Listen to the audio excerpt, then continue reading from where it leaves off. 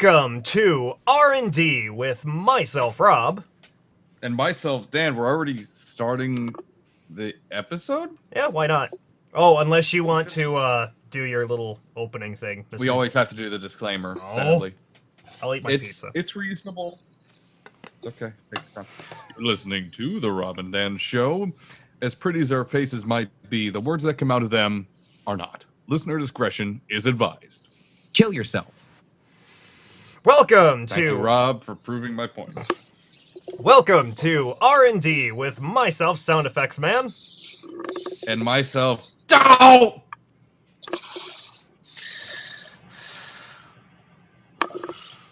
I don't know. Complete silence. Where's my crickets? Where's my crickets when I need them? The illustrious voice that you just heard is that of our guest today, Ben Taylor. Hello, guys. How you doing? Doing great. A little, still a little miffed. Oh, my hair is a mess.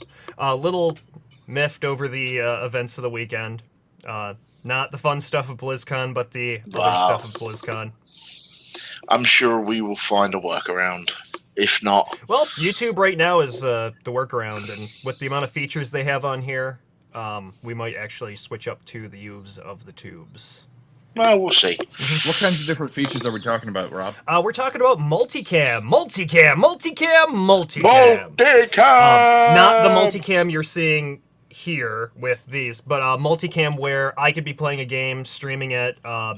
Example, like what I was saying for Tauren Tuesdays, I could be doing my camera, Ben could then be streaming to a separate thing on our channel, so people can switch between both of our cameras. Dan, if you have better internet at some point, or power, or beer. Is that beer? Is that beer? No, it's Kool-Aid. Oh, drinking the Kool-Aid, huh? I actually did this for a reason, because I'm drinking the Blizzard Kool-Aid right now. Is that Tauren Tart? It's red. As I say, it's red. Is that how you're converting back from the Vanu? Drink the Kool-Aid. I'm working on it.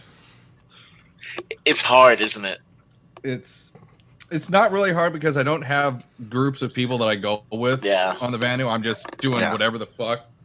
So, I mean, it was fun to just be a god, but now I'm fine. I'm back on the team. Where is your god now? Well, he's over there in a purple Max. Yeah, he's just right over. He's doing his thing. And there. Sorry, this isn't Tauren Tuesday. No, tomorrow is Tauren Tuesday. And possibly Bioshock Tuesday, depending on when it gets released. Yeah. Now, do you have an exact plan for that yet, Robbo? Yeah, wait until midnight tonight, see if it gets released, then stay up for the full duration of the DLC. Well, it won't be too long. And if it's not released at midnight Eastern or midnight Pacific? It would probably be Eastern. That's what it usually has been. I know that's what it was for Bioshock Infinite, the proper game. So, what you been playing, Dan? Hold on a sec. This is not working properly. I need to shut down a couple things. Uh-oh.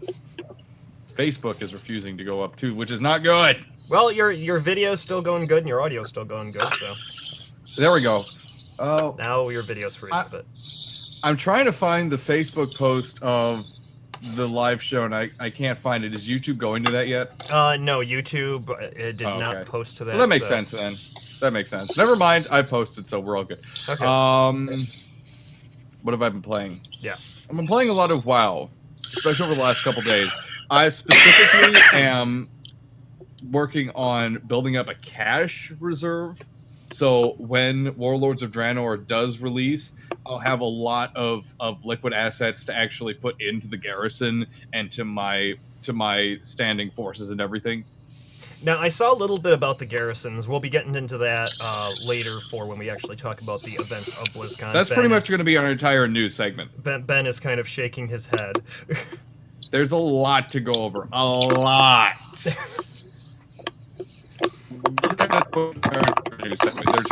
There's too much.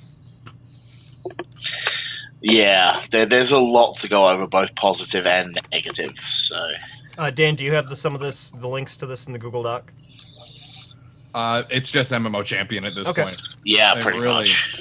MMO Champion has the entire rundown ready to go, including the new talents, which are still up in the air, but I'm very, I'm very interested in. So, They make me interested. yeah. Point being, I've been playing a lot of WoW. I have not been doing a lot of raiding, though. Sadly, I've had to say, okay, so I could either continue with a consistent raid schedule, or I can make money. I can't really do both. Does that make sense? Yeah. Yep, pretty much. Because repairs are expensive. Yeah, repairs are expensive, and raids are time-consuming. Yep. Even an LFR can take upwards of 2 hours. Yeah. Especially if the group is full of fails and, you know, it doesn't really work. And Rob has his head off, so I can say anything I want. I can literally say anything I want right now, and Rob will not be able to hear it. It's a really good time. Oh, So, like- shit! Damn it. No, see, I leaned over so I could stuff some pizza in my mouth and not be on camera. I didn't lean over and take my headphones out, Dan. That would be unprofessional.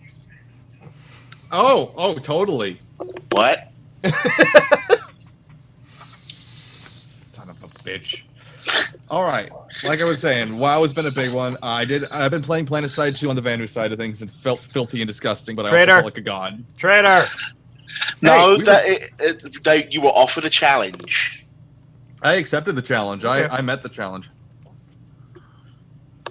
And I'm still a Terran, even afterwards. See? Loyalty until death. Strength and unity. If they made a melatonin bottle that had a red cap, I would get it. Instead, it's Vanu. I've been playing Binding of Isaac. I got my D6. I think I just unlocked my... Yeah, I just unlocked the D20 also last night. Oh, you got the D20 as well? I haven't actually got it in game. I've unlocked it, so now it's part of the looting pool. So it'll come up eventually. I have beaten the game. I'm slowly building up to get the photograph, the Polaroid photograph, and then I believe that'll get me into the chest once I have that. I actually had a pretty good run today.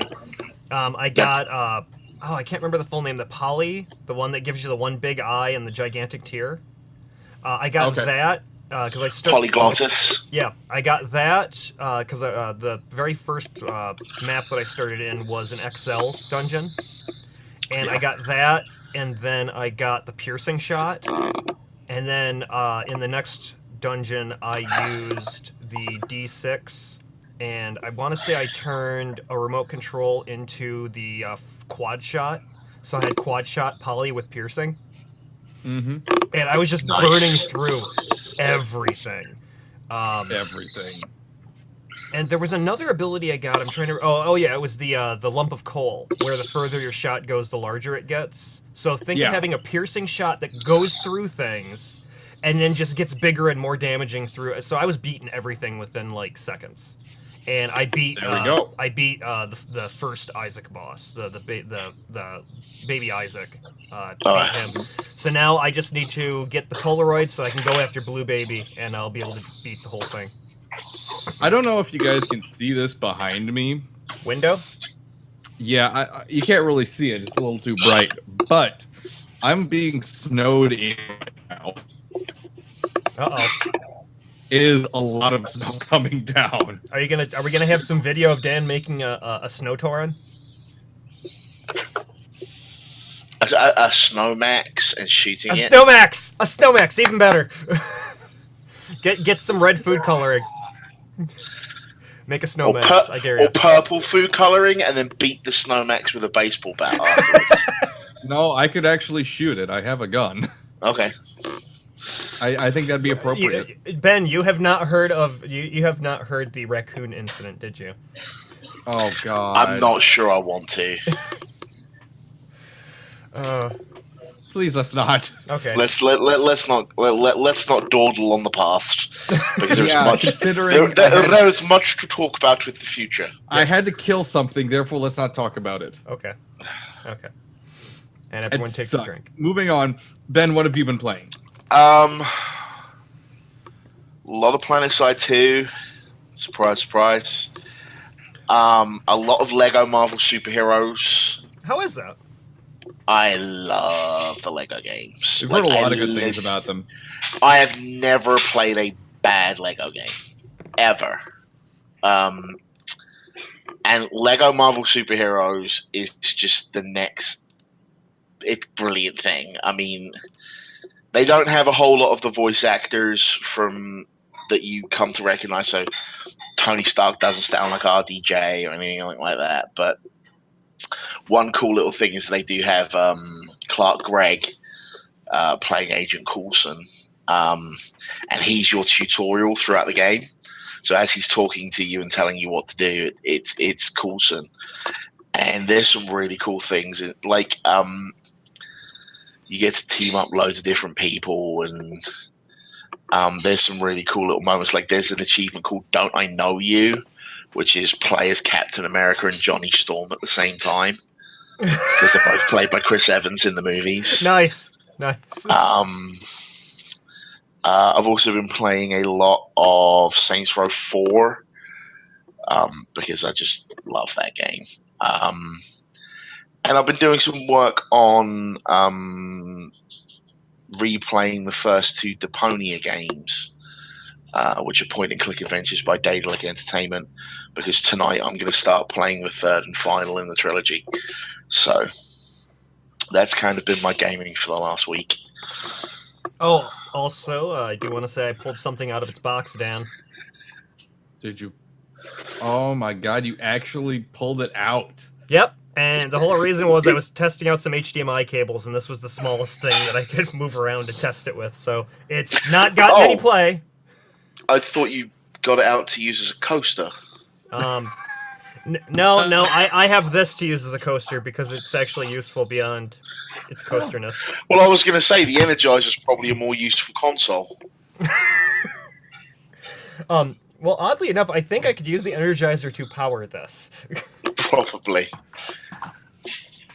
No comment. Yeah. Yeah. It's sad. I mean, you were so excited about the Ouya, and then... I did get the Mi PC. I have not had a good opportunity to hook that up and do any testing with it. I did get my Evermedia card, so I'm going to be putting together my dedicated streaming box soon, and then I will start doing stuff with the Ouya, with the Mi PC, and I've got my classic gaming area set up with an extra long set of RCA cables running about 50 feet over to my PC. 50 feet? Mm-hmm. While I remember, the two other things I've been playing, I played a lot of WWE 2K14 on PlayStation 3. Heard a lot about that. Been playing a lot of Blizzard customer service. Oh no. My phone, I had to reset it to a previous thing, so I had to remove my authenticator. Mm-hmm. So I had to go onto the website and try to take my authenticator off. And it's like, provide a JPEG of your ID. And I'm like, no. So I get on the live chat with one of the customer service representatives. They're really cool and everything. And they remove my authenticator, and I put the new one on. And then 24 hours later, I'll get an email from Blizzard going, by the way, we've locked your account due to suspicious activity. Ah! And I'm like, okay, this should be fun. Since my WoW account isn't active right now, I don't have Hearthstone, I don't have Diablo 3 downloaded, and I haven't played Starcraft in 3 months. So I get on with customer service, and I'm like, so why was my account locked? They're like, oh, just suspicious activity. And I'm like, what suspicious activity? And they're like, well, someone removed an authenticator from your account. And I'm like, yeah, a fucking GM. Your automatic account, your automatic customer service, like, account locks saw Games Master customer assistance activity as suspicious and locked my account. Whoops. Well, we thought it might be more than that, so we were afraid you might be getting hacked. Okay, isn't that what an authenticator is supposed to prevent? Well, I will Yeah, say that but- there was the whole thing, I want to say, with maybe eBay or Amazon, where people were calling up their customer service and getting passwords changed. Yeah, but the difference here, Yeah. right, is it was the customer service representative that activated the authenticator for me. Okay. So all of what needed to be done was done On by their the end. Blizzard on their end, and the account still went jog on. Like, I don't know. Weird. Come on, Blizz. Come on, Blizz. Professionality here.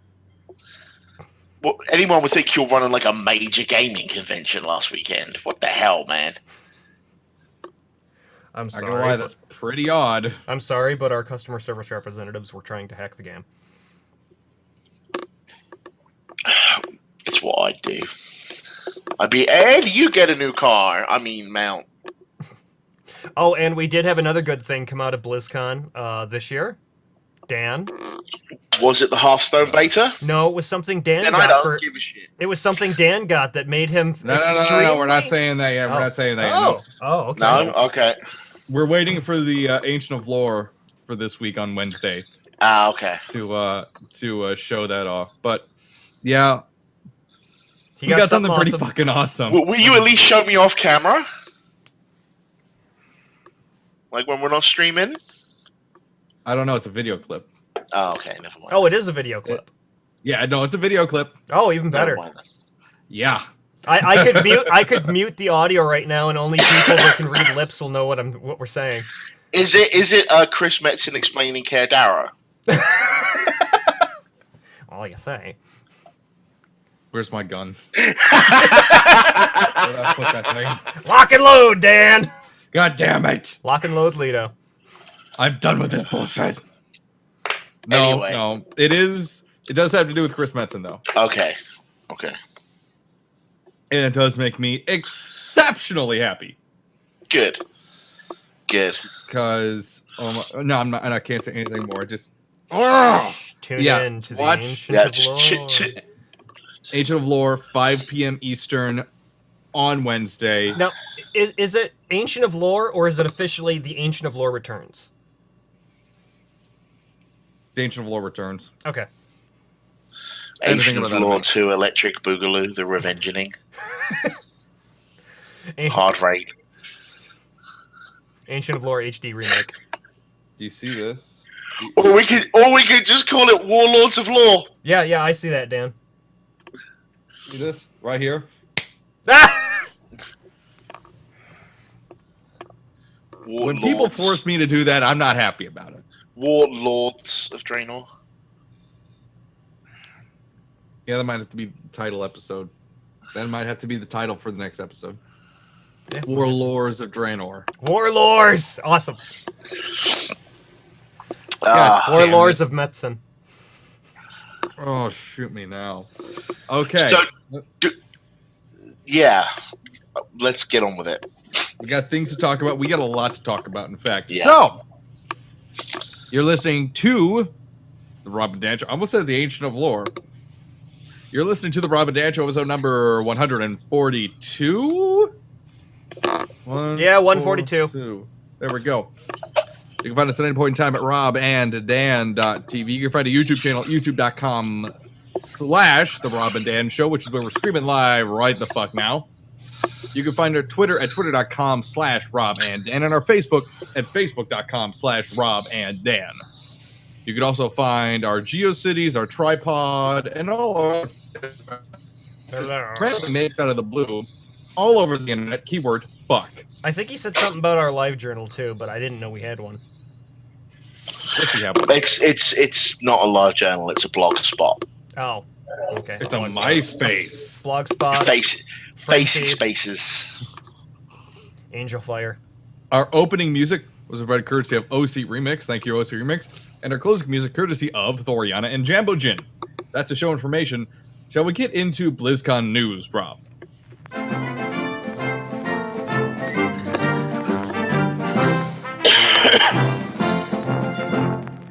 BlizzCon update. Blizzcon 2013. 2013. All right, so we have a lot of everything that came out of BlizzCon this year. Now, I have a question. okay. Since WoW expansion is probably what we're going to spend the most time on, do we want to cover everything else first?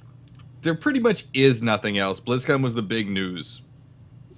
Well, I mean, do we want to talk about the esports side of things? Do we want to talk about Oh, Do we want to break it? Do we want to break it down least important? Do we want to talk about the shocking lack of Hearthstone content? yeah, sure. We can go with that first. We can start with Hearthstone. Congratulations to Arthas for winning the Hearthstone tournament. Yeah, Arthas won the Hearthstone tournament at BlizzCon. That's pretty big. I love Arthas. I love Tastosis as a whole. It was fun to see him win that.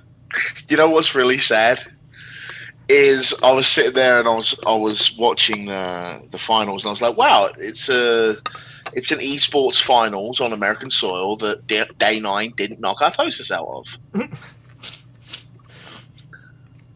Ouch. That's a Brood War joke for all you newbies out there. That's not nice. I will say I like the commentary team of Tasteless and Day 9 because I did not know that they Plot were brothers. Yeah. Brothers in casting. Yeah, the Plot Brothers did a damn good job. It was fun to listen to them cast for once. They don't usually cast together. Is it just me or is that like an unfortunate last name? Plot. Yeah. Yeah, not as much as Cox. Okay, we'll just Shout out to Jesse. Jesse, sorry. Did you see his costume? Did you see his costume? No, what was his costume? He went to BlizzCon dressed as Leah from Diablo 3, and he was like, Uncle Metzen, you're just doing it wrong. And he was doing that like the whole time. Because that's basically what Leah was for like 5 acts. Yeah. Yeah. But I could have gone to BlizzCon dressed as a Heraldric Cube. just shut up, Rob. the cube. Yeah, just as the cube. I think the big revelation for me out of the esports side of things was how much I gave a crap about watching Hearthstone as an esport. It's like like when watching you have it's like watching like Pokemon or Magic the Gathering. Yeah. It's not. It's slightly more than that for me because of the connection I have to the Blizzard franchises. Yep. Okay. Yep. Like it or not, I mean, it's one of the reasons I'm going to give Heroes of the Storm a chance. And that I feel the exact same way. I hate Dota 2. I can't stand League of Legends or any of those other games. I'm going to give Heroes of the Storm a big try. Yeah. We're already signed up for the beta. But to get back to Hearthstone for a minute, I want to give a lot of props to TB and Kevin Knock for being two essentially play-by-play commentators. Really made a card game be like, this is almost more interesting than the WCS. Like, I don't know. I did not watch any of the Hearthstone tournament. I will have to see if there's any replays up there then. Like, it's still very much a game. Okay. Yeah, it's still very much in its infancy. Mm-hmm. It's a game very much in its infancy. So people are still learning good hand combos, and so there was a lot of, this hand doesn't look brilliant, and then all of a sudden it's like, he's played like 9 Hearthstone. Was very interesting. Oh, people got to construct their own decks? Yeah, every player came into it with 3 decks. One for what they got to pick 3 heroes, and they got to tell Blizzard what they wanted in each deck. Okay, so it wasn't what they already had on their accounts. No. They said that last month. Okay. Like, that's why everyone was expecting it to go live at BlizzCon, because they said the same thing last month. And next month's December. It is Blizzard nice. aren't going to be there for half of it. Yeah. It is nice that they did announce the iPad and iPhone and Android versions of Hearthstone. While that is an obvious thing, it's going to be great. I have an iPad, and I would much rather play Hearthstone on my iPad. I can see myself living in this game. Now, if only they made the PlanetSide 2 version. Oh, yes. PlanetSide 2, the collectible card game. That'd be awesome. I question your judgment. I don't. I think that's an excellent idea. I didn't think they could do it with World of Warcraft, but they did it. What, That's collectible card game like Hearthstone, or just a card game in general? Yeah. Because Hearthstone... The trading card game Like did Hearthstone. all right. See, but the WoW TCG was slightly different because it was based around multiplayer. Really? Okay. Whereas this is more one-on-one. Okay. And it doesn't really... Like, WoW to me doesn't speak to one-on-one. But maybe it's just me. But yeah, I think Hearthstone was... While it was part of the highlight of BlizzCon for me, it was also one of the most underwhelming parts. You were slightly disappointed by a lack of announcements.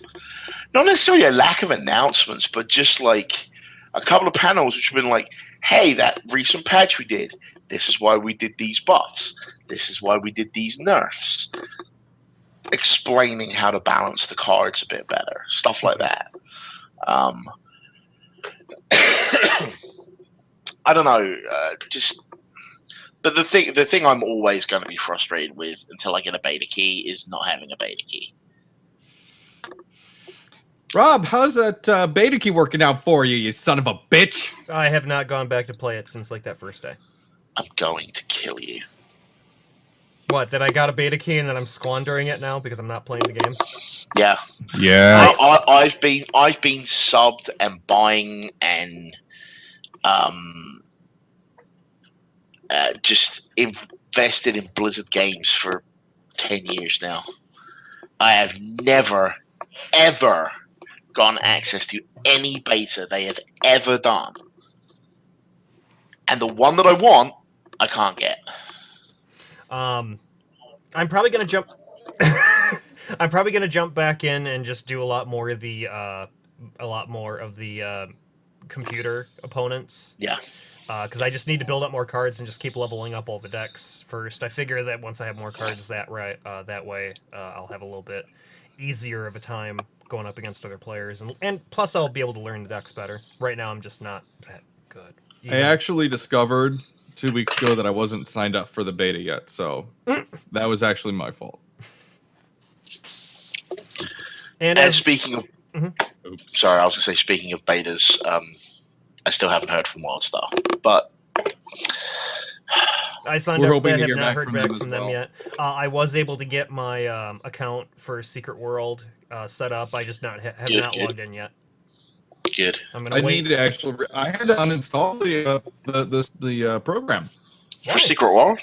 Yeah, the install that I had done was corrupted for some reason, so I had to pull it off and say, "Okay, not going on that hard drive again."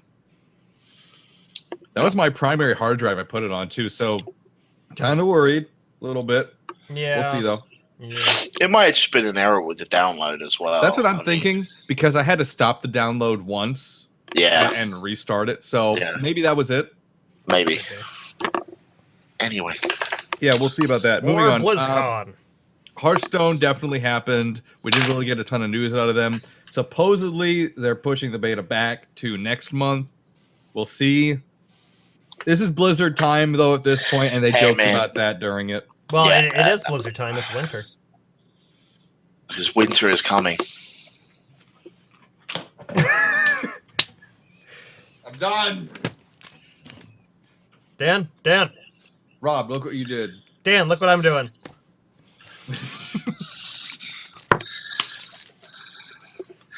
Yeah, I don't know. I'm glad that they're taking their time on it, because I want it done right. Absolutely. But I also kind of want it. Well, it's not done right until you get to play it. Yeah. But that's true. Heroes of the Swarm. Heroes of the Swarm. Storm. It's the Storm. Well, it is Storm. It is the same acronym as Heart of the Swarm. Yeah, which is going to confuse me to no end. Though I believe Blizzard have just been calling it Heroes. Heroes of the Shawarma. Well, hopefully it'll be better. You guys than ever the tried crappy shawarma? Indonesia. No, I have tried shawarma. I haven't. What the fuck is shawarma anyhow? Have you ever had a doner kebab? Like you Americans call them gyros. Yeah, I don't really like 'em. Think of a really expensive gyro, and that's pretty much shawarma. Yeah, Okay. I'll pass. Yeah. Give me a burger any day. Sorry, I feel way too redneck now after saying that. God damn it. But Now, no, you haven't been redneck until you lived up here. I've visited up there a couple times. No, you have to live up here, because then you start getting that redneck voice. You say, I just start getting that weird ass redneck voice. Yeah, I could just turn it off, turn it on, turn it off, turn it on. Dan, I think there's something wrong with Rob. There ain't nothing wrong with me. There ain't nothing wrong with me. Flee while you can. Sorry. Yeah, I should try. But actually, no, I'm on the outskirts of town now, so I'm fine. Heroes of the Storm is Storm. looking sexy. Maybe it's just me. It looks like Warcraft 3. It has that Like a serious really better Warcraft 3 feel that's just like, yes, I want to play it now. Will we ever see an actual Warcraft 4?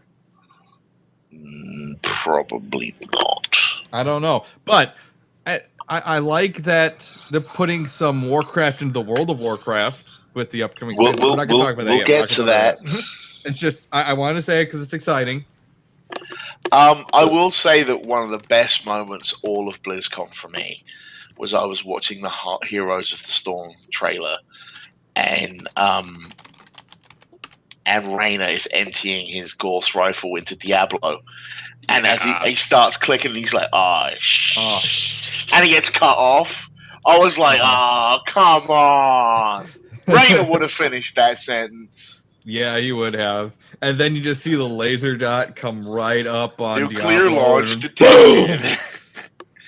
The only thing that really annoyed me is there was no Diablo 3 character on the good guy side. It was Reyna and Nova. True. Expecting to put the Demon Hunter in or something. Yeah, there was a sad lack of World of Warcraft characters in it too. Well, I'm kind of glad of that because everything else at BlizzCon was WoW. I wanted to see Uther. I really No, did. I want. Don't get me wrong. I want to see them in it, but in the initial announcement trailer, I'm kind of glad that it wasn't just more WoW, because it would have been like, oh, it's just another WoW trailer. Yeah. Instead, we got Kerrigan, Diablo. How amazing! Reyna. How amazing was it to see Kerrigan and Tyrael dueling in the skies? It was kind of good. That was pretty awesome. Kinda good. It was amazing. I enjoyed the trailer. It showed that there's gonna be duels going on. There's gonna be fighting all over the place. There's gonna be support everywhere. I love how we're going. I got the trailer playing right now on the stream. The skins intrigue me as well. Yes, multiple skins where Illidan can either be a night elf or a high elf. Yep, and you've got like the different kind. My favorite one is the Jim Rayner that basically is all red, white, and blue. He's literally American. He's America. So wait a minute. So what was the Iron Patriot? Yeah, he's literally like the Iron Patriot. Yeah. It's pretty fantastic actually. I'm a big fan of the fact that they're doing skins. We just had the laser sight shot in the trailer. The nuke is just classic, and that shows that they're not kind of going away from where Warcraft and Starcraft and Diablo was when it was really good. It's still really awesome. Here's a question for you, right? This time next year, I'm predicting a Heroes of the Storm tournament at BlizzCon. Should we just hand Grubby the title now? Mr. Warcraft 3. No, Because that's the purpose of a tournament. What? Let him show off at least first. I mean, someone was making a joke about the new patch for StarCraft, and they were like, Protoss removed, Orcs placed, Orcs put in, Grubby dominates world.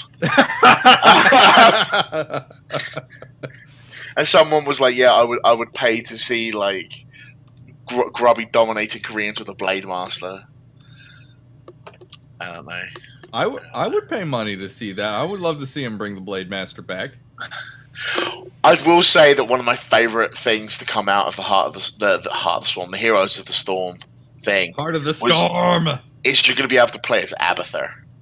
Yes, and the mechanics for him are actually really interesting. I love how they're doing the mechanics with that. You actually have to jump into other heroes and use abilities out of those heroes. Yep. But bam, so all of a sudden, one hero becomes two heroes with separate energy bars and separate abilities. So holy shit, you have, an ally that is shooting shit out that you can work with at the same time while you're doing your own stuff. I love that. Mm-hmm. It's amazing. And there's apparently multiple maps that they're using. It literally. See, it almost looks to me like they were like, hey, we should make Blizzard Dota, because we got that like 2 years ago at BlizzCon. Yeah. And they were like, hell, let's just like take Dota and Warcraft 3 multiplayer, lock them in the room, give them several copies of 50 Shades of Grey, and let them make babies. Okay.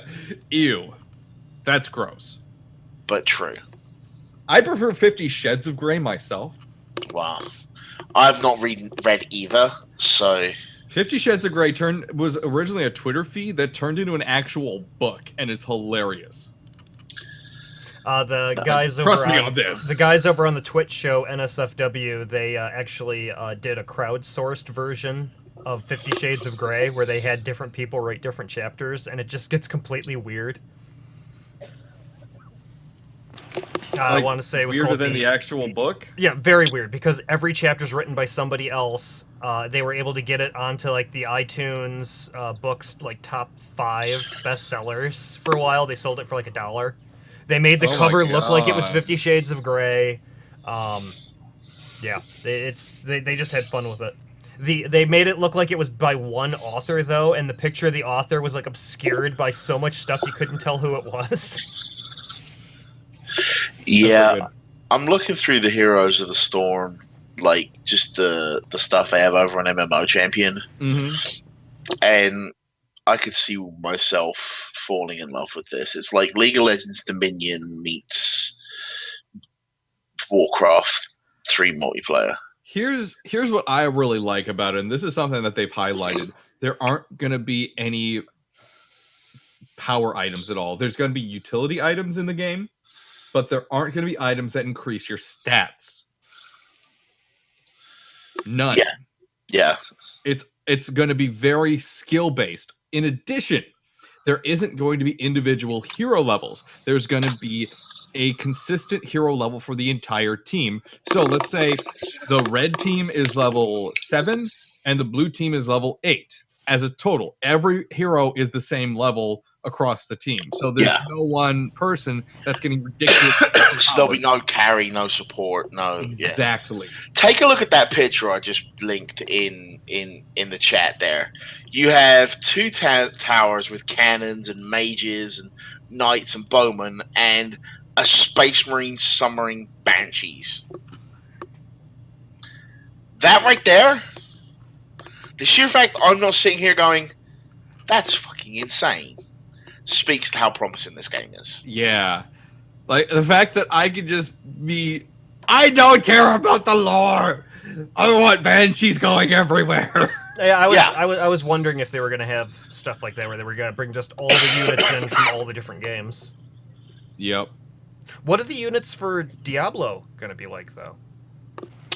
It's going to be the Demon Hunter, the Witch Doctor... Like the creep units. Oh, we don't know. No, like, there's not... Oh, that's a special ability Raynor has. Oh, yeah. Okay. The creep units are going to be specific to the map you're on. Oh, okay. Yeah. So if you're on a Diablo map, it will be zombies and stuff. If you're on a Starcraft map, it will be Zerglings and Space Marines. Okay. If you're on a Warcraft map, it will be Bowmen and etc. etc. So More work. I know. I'm Job's loving done. this. There's so many heroes that they're shoving into this. They're putting old Diablo in it, where he's this big hulking brute. It's just all muscle. Oh, cool. And then they're putting the new version of Diablo that was in Diablo 3 in it. The where bony it's looking critter. The bony, holy shit! I'm everywhere. I'm more agile. I'm not just The brute chick strength. Diablo. Yeah, it's really kind of a lot of stuff going on. They're putting Tassadar in this game. Yep. Fucking Tassadar. Holy shit. Well, we did find out that he'd never died. That's true. Still, it's exciting. For They're some, putting Uther in the game. I mean, Yeah, which I am I know the incredibly character- excited for. I know the character I'm going to be playing first. Like, Yeah, Uther. this just makes In a me think heartbeat. that I want a Rapture era Bioshock MOBA now. I don't know why, I just want it. I wonder if they're going to have little cool things like they do in League of Legends, where there's like the little inter-character rivalries. Whereas if certain special things happen between two characters, Oh, I hope so. then it'll play off. So like Kerrigan and Raynor, or Kerrigan and Nova, or like the Lich King and Uther. Maybe, I don't know. I hope so. It's going to be so much fun to see these characters clash. Illidan and Malfurion. Yep. Absolutely. Now, like I said, there's a lot of heroes going into this so far.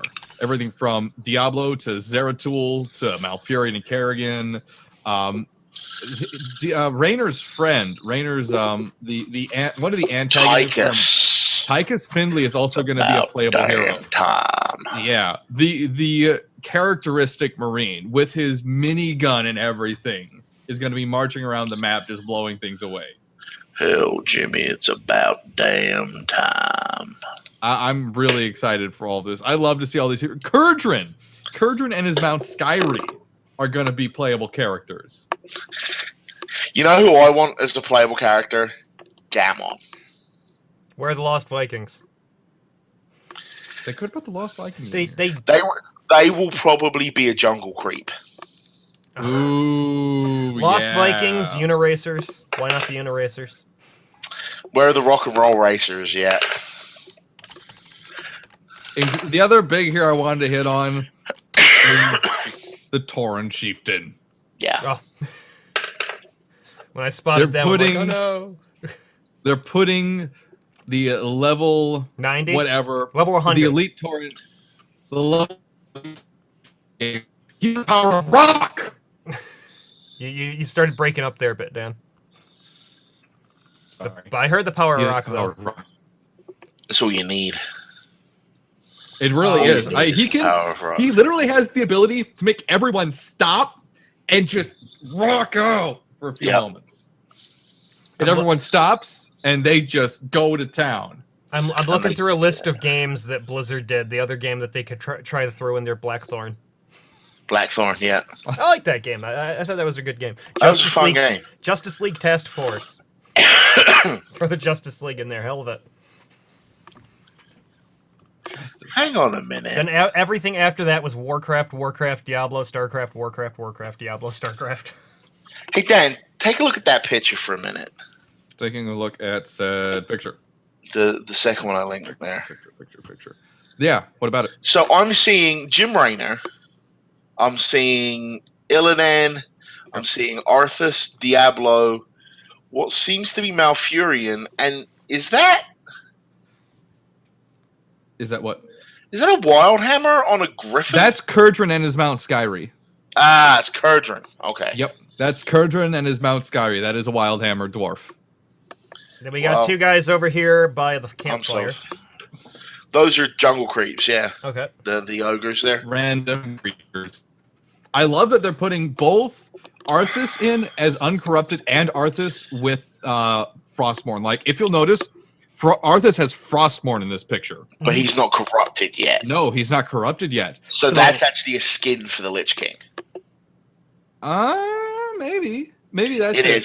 It But is. there That is a skin for the Lich King They are putting uncorrupted Arthas in, like Arthas with his hammer with his hammer. Yeah. before he fell. Yep. I love it. I absolutely love it. Me too. And is that Abathur?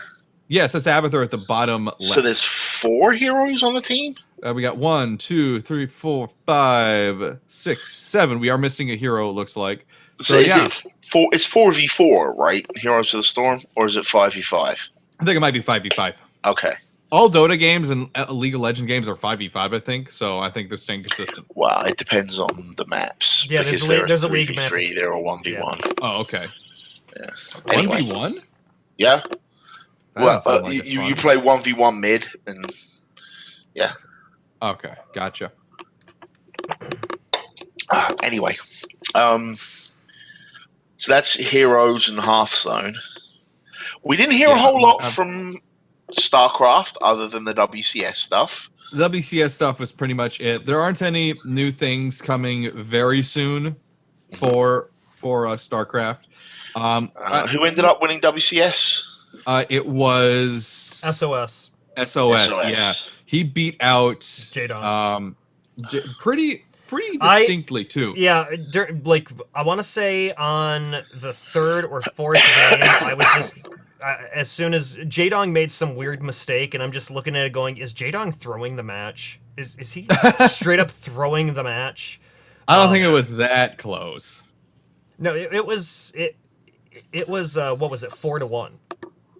Yeah, Jaedong just won one fluke match from the looks of it because he was doing horribly through that whole Wait, thing. It was the problem. Wait, the Jaedong got beat 4-1. Yeah. Yes. The Jaedong got beat 4-1. He was completely off. He was completely off in all those matches. Jaedong wasn't able to have the flexibility to respond to SOS's mind games. Like, SOS was fucking with him. I love the one match where SOS, he put that base in the upper left-hand corner, and Jaedong never saw it, and Jaedong had a base, like, in the natural of that spot. And that's the one that he never even Jaedong won too. Yeah, Jaedong and he never won even that saw match. it. He never saw it, and that was helping out. That was helping out SOS quite a bit throughout that whole match, having this base that was never spotted. It's because no one was scouting during some of those matches. Yeah, Jaedong was clearly kind of struggling with how he was controlling himself. Mm-hmm. Like he was having a lot of trouble with, okay, what am I doing? What am I doing? Why am I doing this? What am I doing? What am I doing here? He wasn't scouting properly. He wasn't going through the motions of making sure he was checking where things were. He just wasn't being his normal self. Yes, Ben? Have you met Jaedong? No. Like, do you know who Jaedong is? He's apparently been number two. He is one a lot. Tyrant. Yeah, but he's never. This doesn't sound like Jaedong. He's been second place for so long. That was the He's whole never story actually for won a this. championship. Yeah. He's always been second place, and he said he wanted his first place, his real first place win for StarCraft 2 to be this, and he hit second again. This is going to completely throw him off his game. Because he was looking so solid coming into this match too. I thought SOS was going to have a very tough time doing this. And SOS just wiped the floor with him. I don't get it. This is fucking Jaedong we're talking about. Again, didn't look like this is Jaedong why I'm playing. saying I had this weird feeling is like, is he throwing this match? Is he throwing this? I don't think he was throwing the match. I think he just wasn't being himself. Like he was on such a back foot for those matches. That's the best I can say, to be honest. Well, let's hopefully they'll do things in the WCS a bit better next season, and we'll get more hype at BlizzCon. Hopefully, and with next year, we're gonna start getting the hype for Void something. The last Legacy of the Void. Legacy of the Void. Yeah. Thank you. I will brain say fart there. though that I have to say that I still think the season 1 finals were the best produced and the best the best just displayed finals out of the season 1, 2, 3 and the grand finals, just because they have that studio in Seoul, South Korea, that Yeah. it looked like a wrestling event. It looked like a WWE stage. Well, the only problem with that is it's the same thing that's infected WCS Europe and WCS America when it comes to their standard viewership. 90% of the people that would watch Europe and America don't give a flying fuck about Koreans, which is why they're getting lower viewership. So they are not going to tune in at Korean hours to watch Koreans playing in Korea. Because if you want to do that, just watch the GSL. That's what it's for. Sadly. Well, and from that thing, why wouldn't they put a little more production value into the American and the European ones, whereas the Korean ones, they've got a lot of production value put into that show. I mean, that was the reason is because people aren't watching American and European StarCraft, because there is no American and European StarCraft at the moment. Yeah. There are Koreans in America and Koreans in Europe playing StarCraft. Now, I'm not necessarily saying that it will produce better StarCraft in the short term, but if you are to region lock or at least require residency, you would get in the long run a better level of StarCraft 2. I like the idea of residency because I mean it allows each continent and each region to develop its own different style of StarCraft 2 play. That wouldn't stop some of them from moving over here. I mean, isn't... But that's not the point. No. That's not the point. The point is, what would happen is now we're in November, and let's have an off-season till, say, February. Okay. Right? Yep, just about. The next 3 months, you say, top 16 players on the American ladder in February will be the first 16 people in WCS Season 1. It gives your ladder relevancy. It makes them have to be in this country to play in it. And it will then force the American players to play against the Koreans who want to come over here and play every day, thereby upping their game. Okay. And in the long run, that will help the American scene. Because you will, and even then, right, let's say MC does move to America, right? He's still an American WCS champion. Yep. He's not a guy who flew in for 2 weeks from Korea to win WCS America. So your American fans can get behind a champion that has moved to America.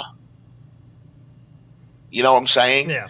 It's why the first WCS, when they had like the Canadian and the American and the South, that worked so well because there was so much hype. And you could engender that same thing if you just required residency or something, because it would show a commitment from anyone who wanted to play in that area to actually wanting to do it, rather than just going, I could show up for 2 weeks at Blizzard's expense.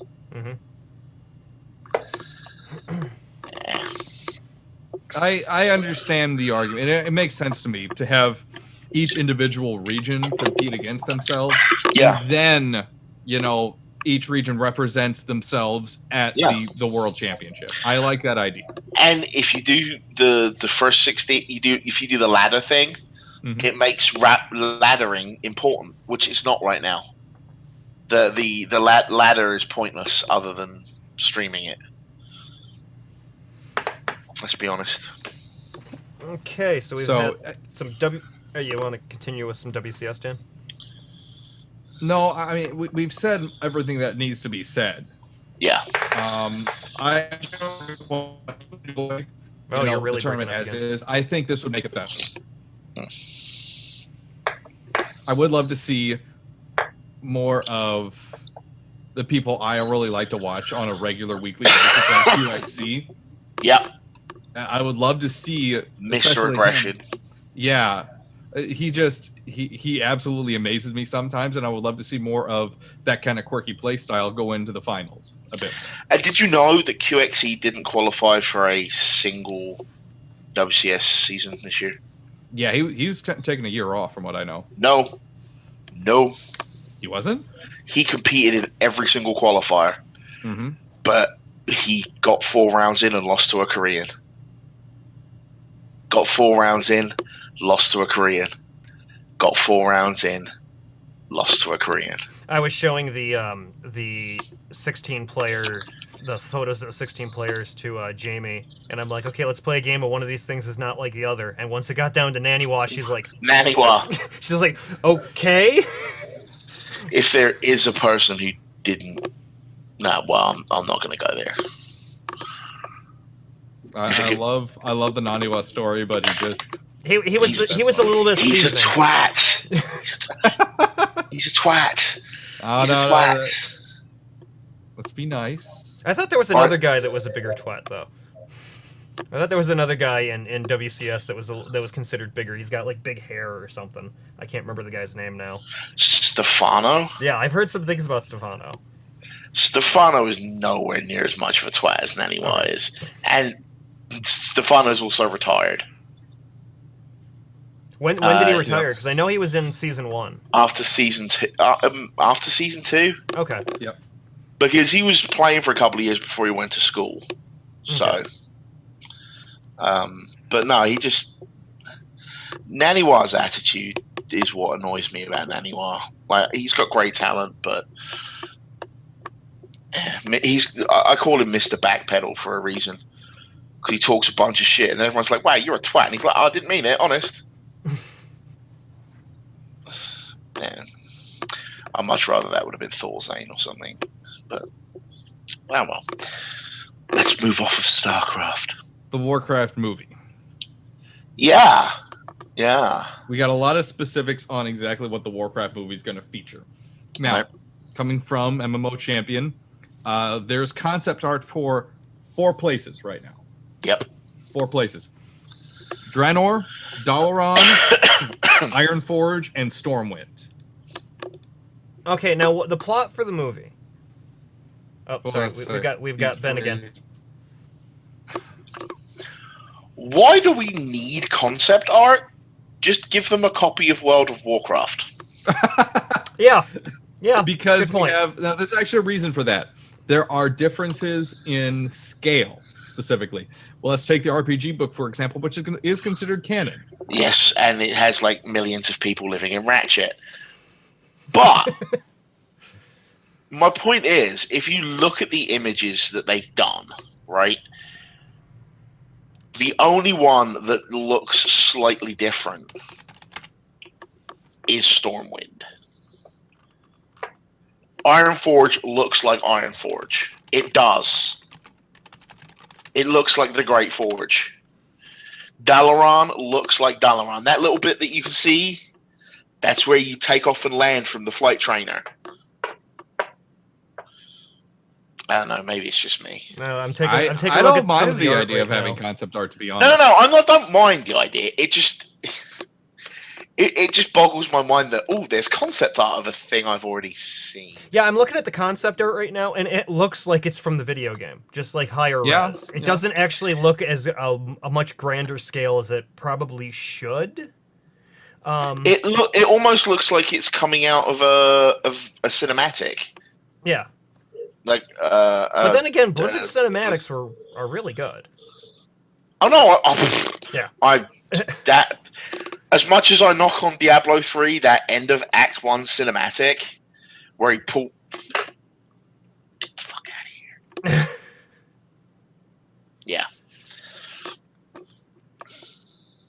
Yeah. They're just. I like the fact that there's concept art of stuff we already know. I think it's wonderful. I love the concept art so far. Oh, it's beautiful. Don't get me wrong, but I especially love how they've reconstructed Stormwind in this scenario, where the actual castle of Stormwind Keep isn't really visible at all, but the Chapel of the Holy Light is like just gigantic. Bam! See, when I saw the Stormwind thing, I was like, wow. That's Osgiliath.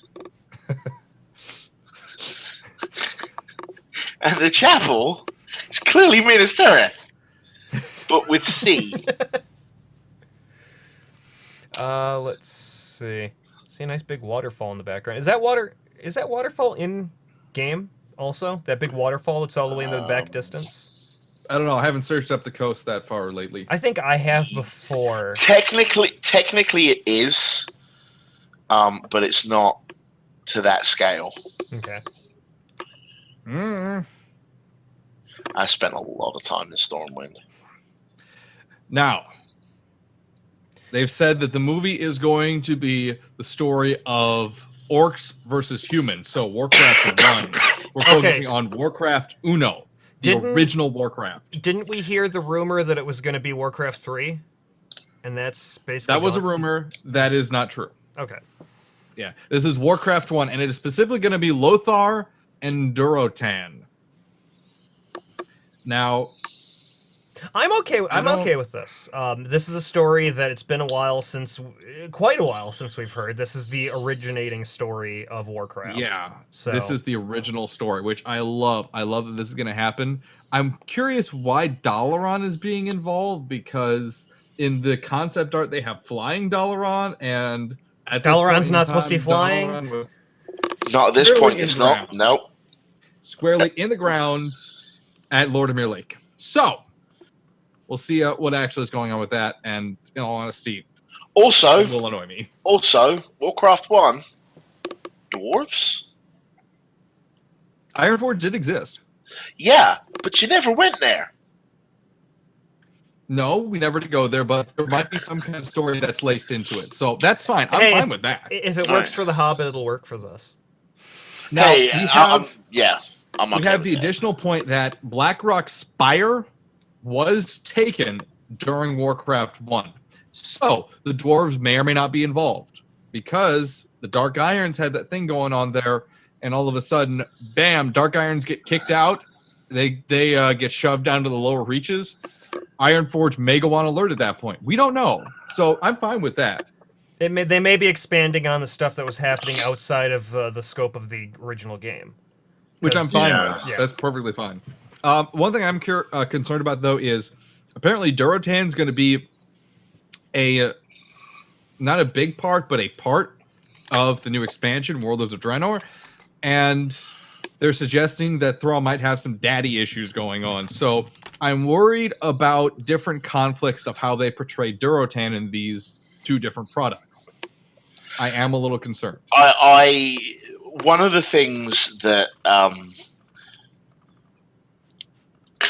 cynical me very much thought when they were talking about the Warcraft movie was like, that's why they decided to do time travel in the new expansion. You know, it could have a lot to do with that. That makes a lot of sense. You really don't think that they wanted to ram Durotan into the player base's face? He's in the movie! He's in the movie! Really? Yeah, they've also said that orcs in the movie are going to be played by people. So it's going to be prosthetics? I don't know if it's going to be prosthetics or mocap. I don't know. I still think that they have a great style in their 3D animation that a 3D animated Warcraft film would have been great. It's just got that great style to it. I'm happy to see a live action. I'm really happy for a live action possibility, but I just want it to be done right. Yes. I'm concerned. Yeah. That's all. Yeah. There's a lot of good things going on with this movie, though. The majority of the film... Who should play Medivh? Do we know? Liam Neeson. No. The guy that plays Sauron. Oh. No, he's tied up with the Hobbit movies. They're not going to let him out of his contract. Oh, shut up! Wait, hold on a minute. You think Christopher Lee should be playing Medivh? Oh, it's a young man. He's a young man. Yeah. Yeah. Liam Neeson. The funny thing is, I'm looking at the graphic here of Medivh, and he doesn't look all that young in his portrait artwork. But he should. Yeah, he's an old man with a blonde gray beard in this portrait artwork from Warcraft 1. Liam Neeson. Yeah, I don't think Liam Neeson... Sean Connery still comes get- out of retirement to play Medivh. No, Sean Connery. They're saving Sean Connery for the voice of Deathwing. Good point. Then again, I think he has been quoted as saying that he would come out of retirement for an Indiana Jones film, and then 4 came out and he didn't come out of retirement. But it's because Well, they didn't write him into it. He saw the script and probably threw up too. So Yeah. Yeah, they were like Shia LaBeouf. Shia LaBeouf. Shia oh LaBeouf. my god.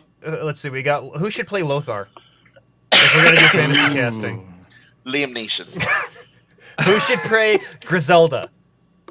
Liam Neeson. Griselda? Who the fuck is Griselda? It's one of the Horde heroes from Warcraft 1.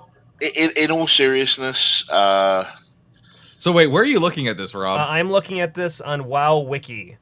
Warcraft Orcs versus Humans units. Oh. Wowpedia is better. We use yes, I was about to say, please use Wowpedia. Garona Half-Orcan? That's another hero. Verona is probably going to be included. She's probably going to be in the movie. She will probably be one of the few female characters in the movie because there weren't a whole lot of female characters in Warcraft? the first Warcraft game. They said this during they're going to be strong female characters. The only problem is it means that the females are then going to go and identify with the woman that goes up to stab the king. But, yeah. For better or worse. She's also going to be one of the few female characters in the Warcraft movie played by Liam Neeson. No. She won't be played by Liam Neeson. No. Oh. No, she'll be played by Liam Neeson. I just want to see when they do the trailer, if they did have Liam Neeson in it, I would love to see them do the trailer and make it a straight-up parody of Taken. Of Taken. Yeah. That's terrible. No, it's That's awesome. horrible. What they need to do is they need to do a flash of Medivh and it's stand there and they need to have a subtitle. The only thing wrong with the scene is Liam Neeson isn't killing anybody. For anyone who gets that joke, you have my Release the Dark Portal. Release the Kraken. Well, there is a Kraken. Oh, No, there's not a Kraken in Warcraft 1. No, but there is a Kraken in the world of Warcraft. He's called Ozubat. Release the Scorpion. We don't even know what happened to him. Yeah, which was really depressing because the Dark Below was actually in his name. Which is why I was hoping that would be the expansion title. The expansion, so we could find out what happened to him and Waterdeep. I wanted to find out what happened to him because I wanted to see Kultaras. Yeah. Yeah. Just me. Moving on, there's a lot of information on the movie. We love everything that happened with the movie, at least in my opinion. It is going to be PG-13. Yep. That's fine. Which I'm fine with. I'm perfectly fine with that. I'm happy with that. Apparently, there is going to be actual Orcish language in the movie. Okay.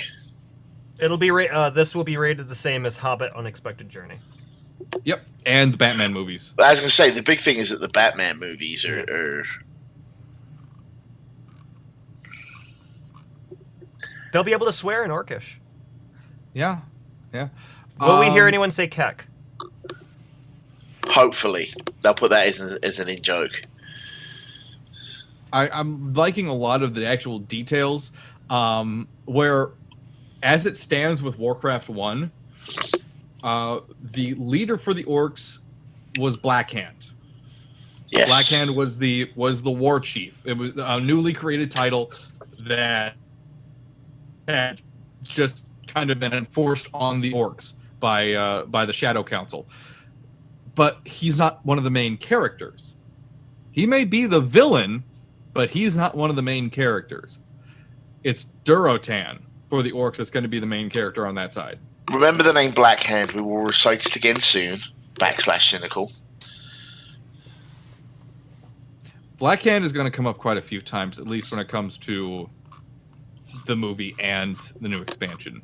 Yep. We're getting a lot of that old stuff coming back, which I'm excited for because all my old knowledge and information is actually useful again. Except Until they Terradera. retcon it. Until I get shit on. Until they retcon it. Again. Terradera, anyone?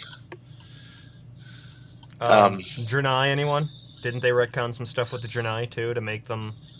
They're not so much retconning stuff. I'm with the watching Draenei you. as clarifying stuff with the Draenei. Draenei, they fucked with. Yeah. They fucked with a lot of the stuff with the Draenei. Let's not sugarcoat this one. Yeah. They already did all of the retconning they needed to do with the Draenei. Now they're clarifying their retconning with the Draenei. Yeah. They've already got that done. So, moving on. Yes. We forgot to mention something. Duncan Jones is still the director Yes. for this movie. The thing that interested me that he was very clear about is that when he originally read the script, he really enjoyed it, but he thought it was quote unquote too alliance centric. So there's going to be no predominant overview, as it were. On IMDb, we do have the rumored cast list. Everyone. Yeah. Let's hear it. I like rumors and scuttlebutt. Paula right. Patton, who has been in... she's in Mission Impossible 5 coming up. Well, that doesn't matter. She was in Mission Impossible Ghost Protocol. Anything I might have actually seen. Two Guns, Denzel Washington, Mark Wahlberg. Nah, it's got Marky Deja Mark in Vu, it. Denzel Washington. No, not really anything here that I recognize. She was in Hitch. She played, I think, the love interest in Hitch, and that might be about it. Wait, hang on a minute. The love interest in Hitch, wasn't that the woman from Transporter 3? Probably not the same woman then. Alright. I'm assuming love interest, but it's been a long time since I've seen that movie. I only Who watched is she it rumored to play? once. It's just rumor. There's no actual cast names next to any of... no character names next to any of these. Colin Farrell. Rumored. Sure. Who could he play, Dan? He could play. The Gates to Stormwind. That He could play Lothar. I could see him as Lothar. I would literally choke people with a dick. Paul Dano. I don't see him being more. I wonder if people call him Bookham. Fuck him, Dano. He was in There Will Be Blood, Ruby Sparks, Looper, Little Miss Sunshine, Night and Day. I don't see him being more than a side character, to be honest. Let's see. Travis Fimmel? Now we're just getting into some other random things. He was in Vikings. A lot of random movie names. Tarzan TV series in 2003? Don't know.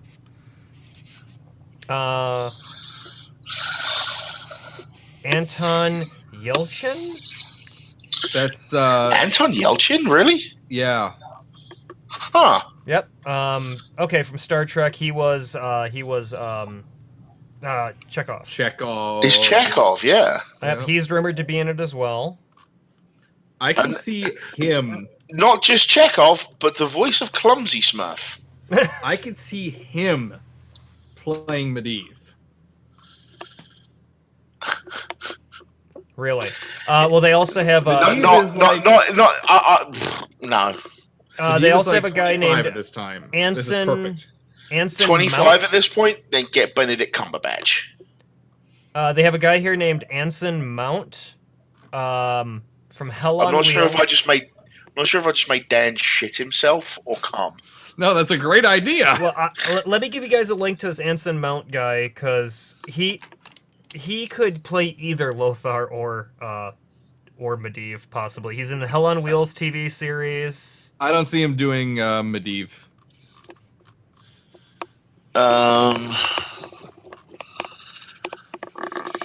Or he could be one of the orcs. That makes sense to me. Yeah. Me too. Just get some teeth coming out of his mouth and you're good. He's already got the brow. Yeah. Okay. I would peg Anson Mount as doing Durotan. He's definitely got the gravitas for it. Yeah. Yeah. He's also slightly older. And he's also definitely seen some horrors because he was in a Britney Spears movie. Ah! Oh, ouch. That's brutal. Yeah, it's brutal. Good Lord. All right, I'm going to say this thing for... Here's another one. If not Benedict Cumberbatch as Medivh, right?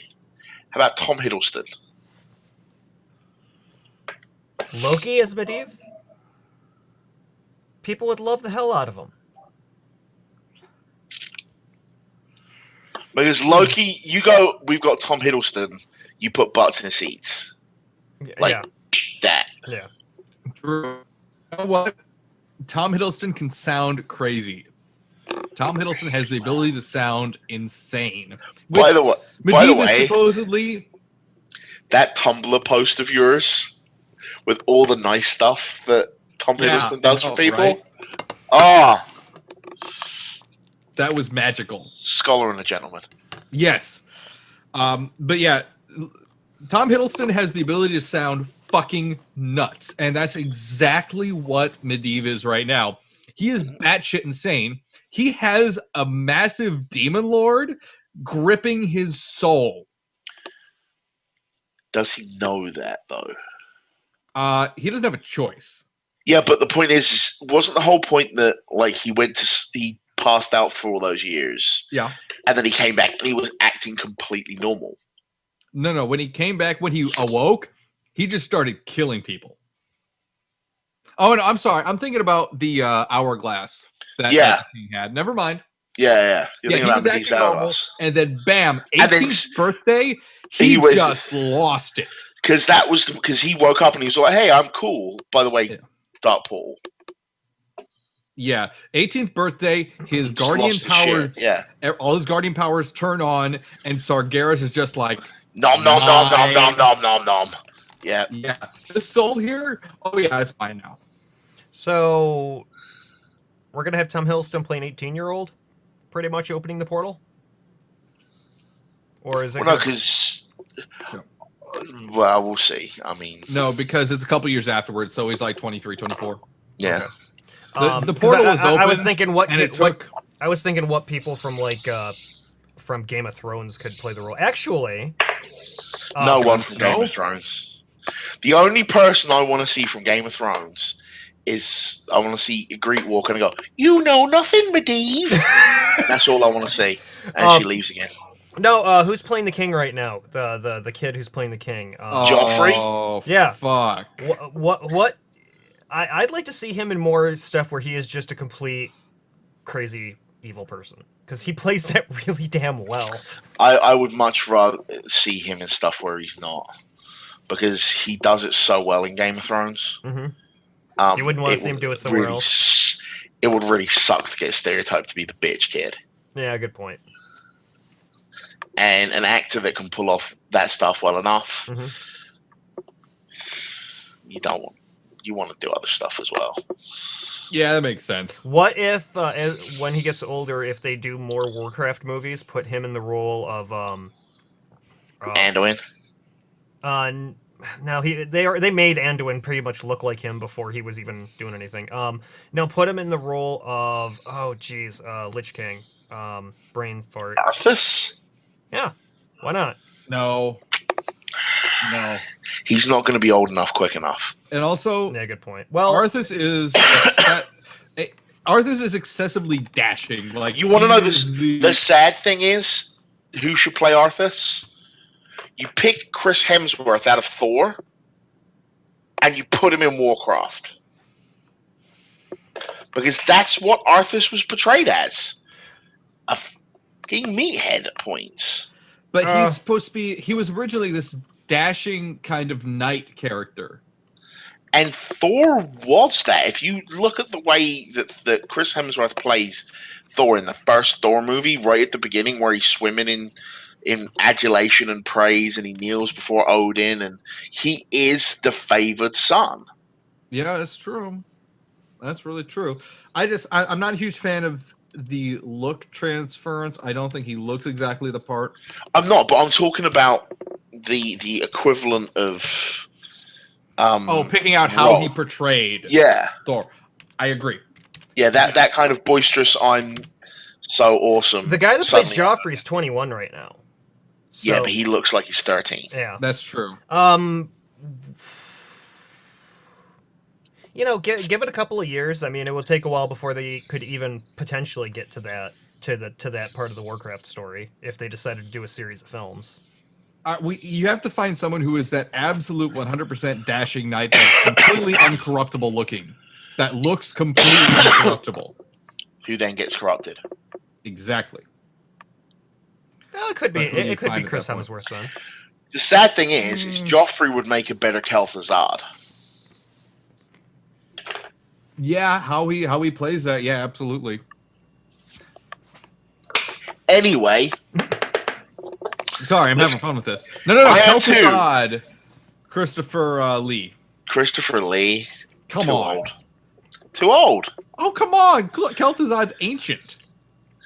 Kel'Thuzad is not ancient when you first meet him. Oh my god. Yes, he is. No, he's not. Yes, he is. He has a huge white beard. He's just wrinkly. He's a mage. He's in his contract. He has to have a long white beard. Christopher Eccleston. No. Okay. No. You're not funny, Rob. Hey, I'm offering. If you want Christopher Eccleston in the Warcraft franchise, right? Oh, here we go. Hear me out on this one. Here we go. The voice of Moradin. Because he does a kick-ass Scottish accent. Because the dwarves are going to have to be CGI. Not necessarily. Not necessarily. Look, unless they do the whole Hobbit foreshortening thing, but yeah, they could force perspective. You know, they could pull that off. But if you, I think him as like a major dwarf character. No, Chris Frexton as Bran. Yeah. I can see that. Yeah. That works perfectly. Funny story. How many doctors could we put in the Warcraft film? You could put all of the recent ones in easily. Yeah. Easily. Matt Smith right now could play an older version of Anduin. Yeah. David Tennant is a Scotsman. Point at a dwarf and make him voice it. I could also see how David Tennant played the Doctor, the 10th Doctor. Yeah. I could see him playing a high elf. Yeah. I could see him being Lorthamar.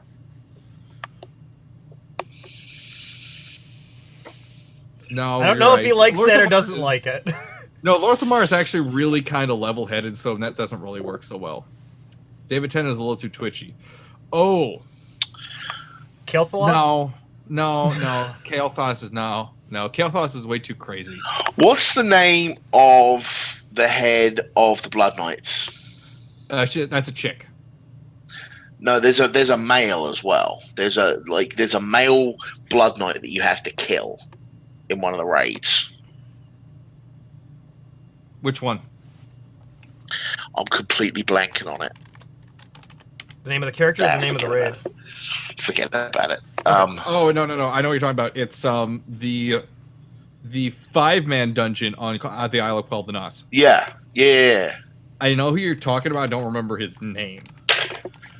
Like he why, was just. Why are we even talking about this? David Tennant? Yeah. Equally batshit. Have you seen him play Barney Crouch Jr.? No. Yeah, I have. In the Harry Potter movies? No.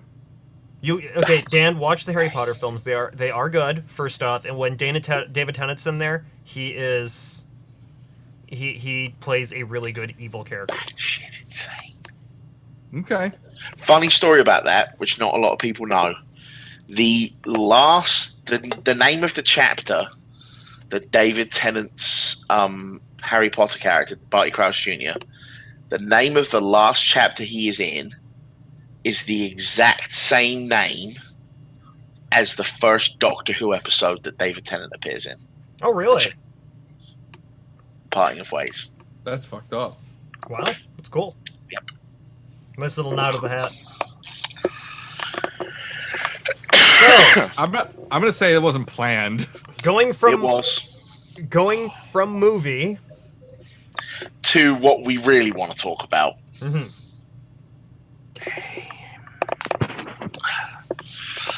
All right, where are we my going to God. start? Well, let's start with the basics because we need to lay down just some ground. We need to just lay down some basic ground. The expansion is called Warlords of Draenor. Now, what does this mean? What is this referring to? This is referring to the Orcish warlords of what's called the Iron Horde. What's the Iron Horde, you ask? The Iron Horde is what happened when a bronze drake, after Garrosh escapes his confinement in Pandaria. We'll come back to that, me and you. Because I've got a told you so to put in here, I think. What? Fine. Our Garrosh is taken back in time to try and stop the orcs from being corrupted by demon blood. He wants to stop that.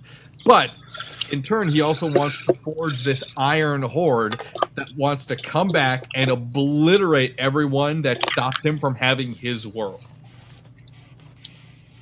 Now, he in turn becomes a minor character. Apparently, his father is raised up to the point of War Chief Grom Hellscream. He unites this Iron Horde, and they begin destroying everything. But, Do they pay the iron price? Sorry, Game of Thrones. Do they sit on the Iron Throne?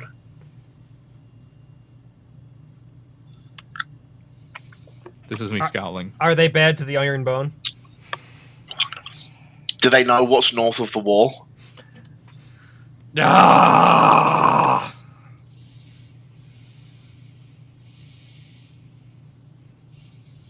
You done? Do they listen to Iron Maiden? Oh my Iron Maiden, best band on the planet. One of the best, absolutely. Up the irons. Did they ever watch Ironside and Malone? No, sorry. That's really Shut off. up, Rob. I was going to say, if the ratings are anything this season, no one's watching Ironside.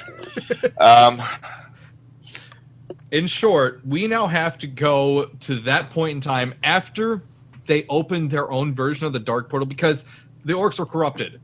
Medivh and Gul'dan never link up the portals. They never start the Dark Portal. So he goes back in time and Using- what? Just stops Gul'dan? he stops the Horde from drinking Mannoroth's blood. Okay, that was it.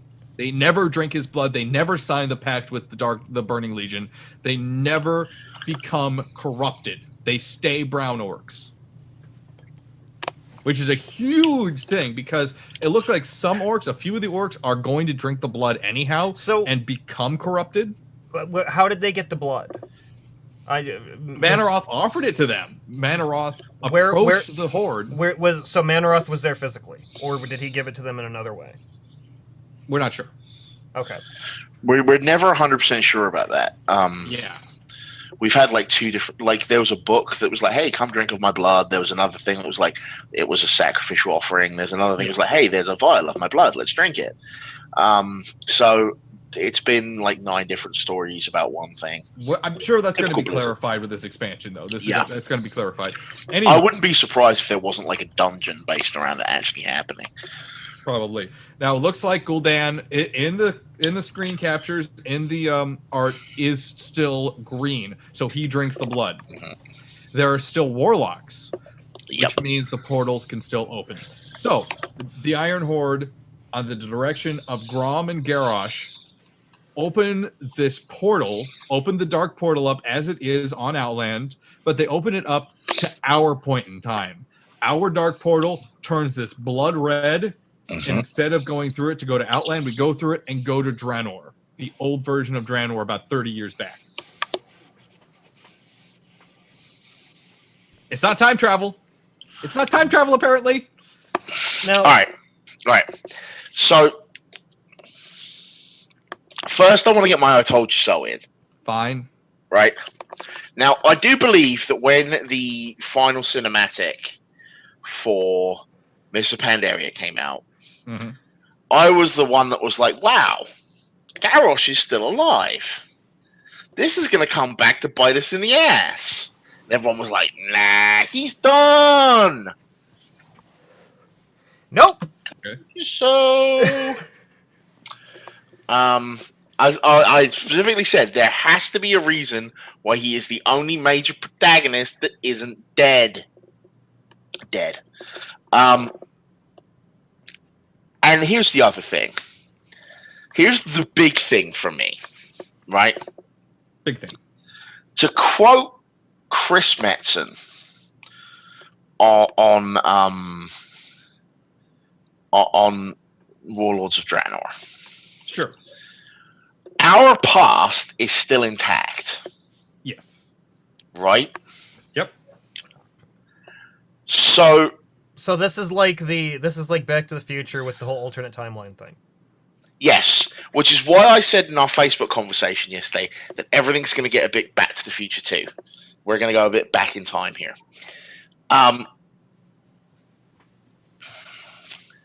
To quote Chris Metzen, our past is set, Yes. and this doesn't affect our future. Correct.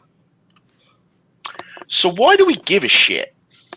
Because they're trying to destroy our world. But that's affecting our future. I think he meant in like a time sense, just a specific time sense. So I have a piece of paper here. Thank you. I love Huey Lewis in the news. Oh, this time.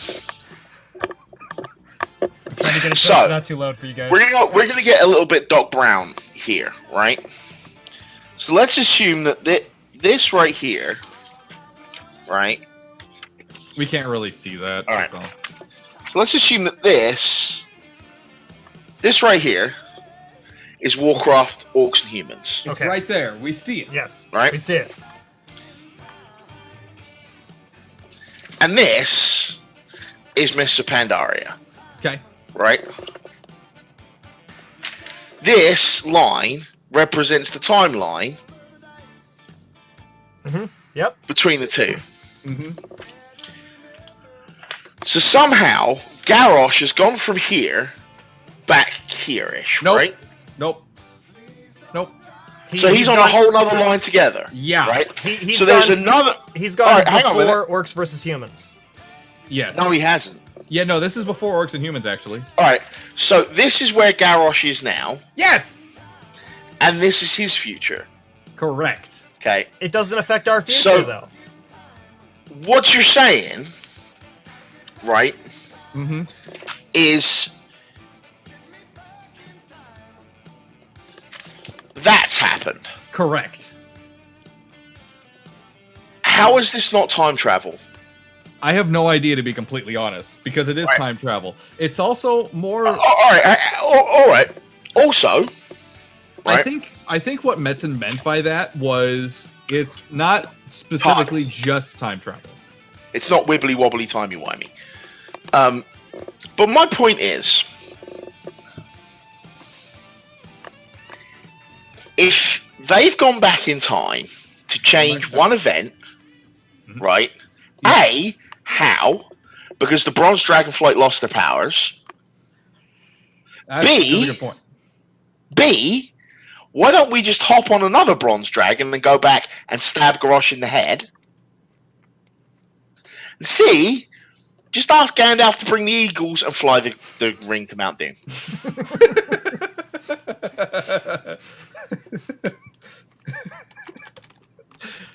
Eagles would be very useful right now. But no, it's a very complex situation that is clearly involving... What the hell, Rob? I'm sorry, hold on. This involves the theory of the multiverse. Are Yes. you all familiar with that?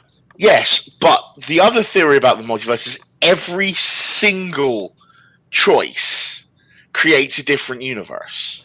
Yes. Not that you can move between universes. The Bronze Dragonflight's power is to go back in time, not to move between universes.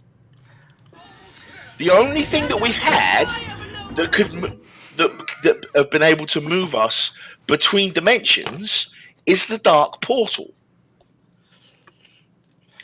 So did he then take a member of the Bronze Dragonflight through the Dark Portal and then travel back in time? Yes, more than likely. Okay. So which member of the Bronze Dragonflight? They just say a bronze dragon. Okay. They just say a bronze dragon. And the big question is, why did a bronze dragon do this in the first place? Everyone on the planet knows how fucked up Garrosh is. So why did a bronze dragon go to Pandaria as he was breaking out of prison, Which I out of call. his sentencing, and take him away to Outland, and then take him back in time? What killed off the bronze dragons again? Or what made them Nothing. lose their power? Nothing. They fulfilled their purpose, which was to defeat Deathwing, Okay. which wasn't their purpose. Their purpose was to defend Azeroth against all of its problems. Against time problems specifically. Yes. And Do you instead, do you think we have a rogue instead dragon? they just made them. Yeah. How? The closest thing we've gotten to a rogue bronze dragon is Nosdormu himself, who created the Infinite Dragonflight. Okay. Now, here's another question, right? Lots of questions. If going back in time and changing one single thing creates our past being safe, but them attacking our future, why do we bother to do all of those Caverns of Time instances?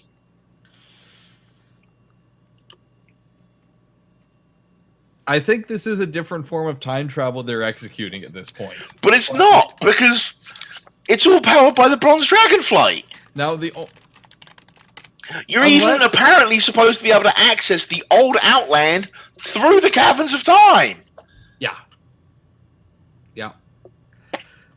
Yeah, here's the only way I see this working without throwing some kind of MacGuffin into it in the first place. Like, I think... Oh, gods. I think, no, I think a MacGuffin is going to be involved. But if they don't, it's going to be because of this. Outland got really fucked up because all the portals near Azul opened all at once. Like, he opened thousands of portals across the planet. Yeah. Bam, ripped Draenor apart into just little chunks of floating Outland. Now, And that's kind of funny when I looked at the map, because it's still just like a little island in the middle of a Yeah. sea with barely And anything. they're called different things, but they're in the exact same spaces and are about the same size. There's like only one other new, or two new zones, and one of them is just... Look south on that map. Yeah. There's a whole fucking continent down there. Oh, okay. Yeah. Okay. There's a whole fucking continent. So, But the here's what we point got. is, you're still going to be going into Nagrand. You're still going to be going into Shadow Moon Valley. They're gonna look different though. They're Hellfire looking Grand- Nagrand won't look different. Let's Well, get back to the and point one I was trying to make. We'll, though. we'll get to the map in the a little only bit. the only way that this is going to work properly without some kind of MacGuffin being thrown in is this: when Draenor was torn apart, just ripped apart through space, chunks of it flew through the twisting nether to other points in space-time. That Outland is actually not at its original point in space-time in the first place. It's not where Draenor was. Because all these portals ripped the twisting nether apart around it and chunked it, just threw it into a different place. The chunk of Outland that we had ventured on is not where the original Draenor was. So, bam! When Garrosh takes the Drake back in time, he's actually not just going back in time, but he's going back in space-time, which means it's a different Draenor entirely. The invasion of Azeroth never happened. The Alliance never was formed. But You know, all this talk about space time and that is just making me picture face palming Picard. But we know that the alliance is formed because Metzen flat out said in the introduction to Warlords of Draenor that this will be the alliance's finest hour. That's our alliance, though, not that point in space time's alliance. Well, our point in space time's alliance is the only one that matters because they're coming into our future. Yeah. If they were going into their own future, the lack of an alliance would matter. Exactly. No. And this is what I'm saying. If the original the Medivh, their point in space time actually does decide, because Sargeras is still going to show up anyhow, that okay, the Horde is doing its own thing. Hey, we still corrupted the Shadow Council over there. They're still formed. They may not have any kind of power, but they're still formed. Let's brute force that portal they made to look at our now, because hey, there's no alliance over here yet. Oh crap! But then I restate. Why do we give a shit? Because it's their future, not ours. That would be future expansions. But again, why do we care?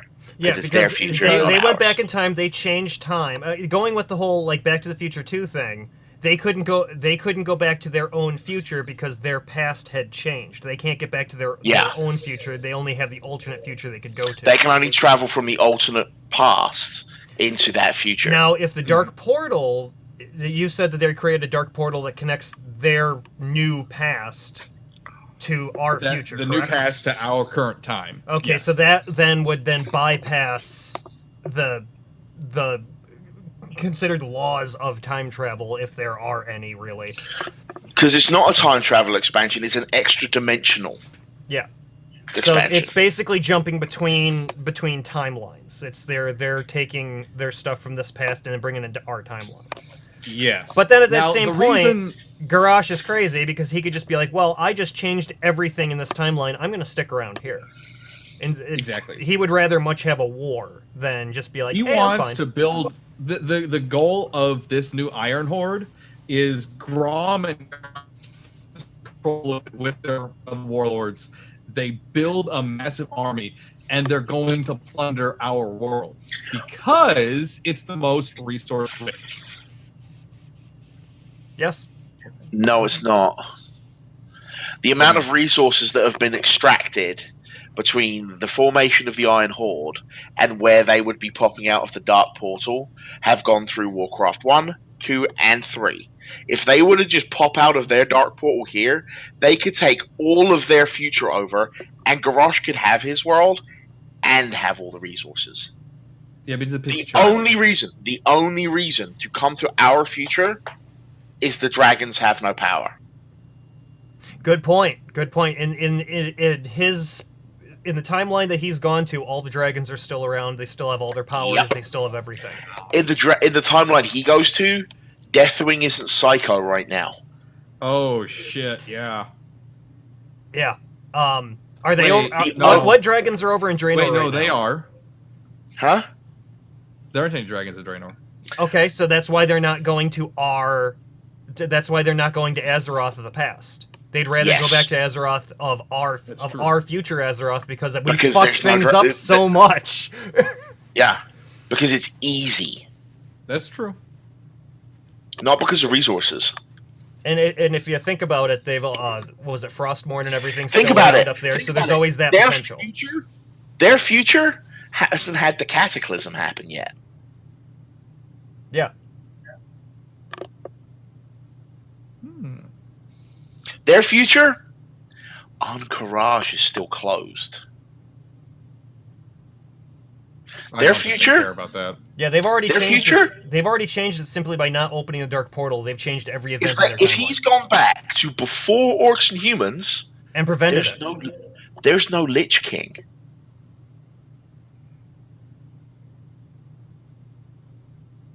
The only reason to come to our reality is because he thinks it's easy pickings. And he's pissed off in a little child. Mm-hmm.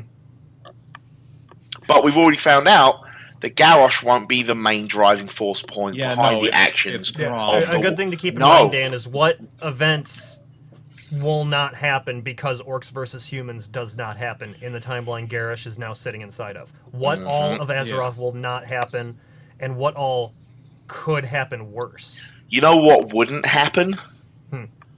Thrall. Yeah. Thrall would never be born. Thrall would never... He might be born, but he would never become Thrall. He would never be a slave. He would never lead the Horde the way he did. He would never leave Garrosh in charge. And here's another question. Here's another question for you. Gonna go back in time. Let's go back to Garrosh at the end of Mists of Pandaria and the somewhat infamous dark heart that is powering him. Yeah. Now let's think through our Burning Crusade adventuring, where there were very vague references to an outland old god. Oh, shit! Hey, Dan? Oh, Told you so. Fuck. No, I like this. This is so bad. Ancient of Lore, what for those people listening, what god This are is we bad talking news about? bears. We don't know, to be completely honest. It's only a vague rumor that we've heard a couple times during Burning Crusade that there is some kind of old god under each world, including Draenor. Now, of course, Draenor got blown to bits. So that old god might isn't not exist at that point. Yeah, Or probably he got does. loose. Nah, I think he got blown to bits. Probably. Yeah.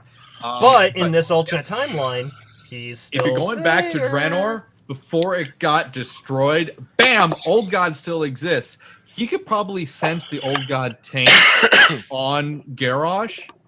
Bam, we start to get a grip there.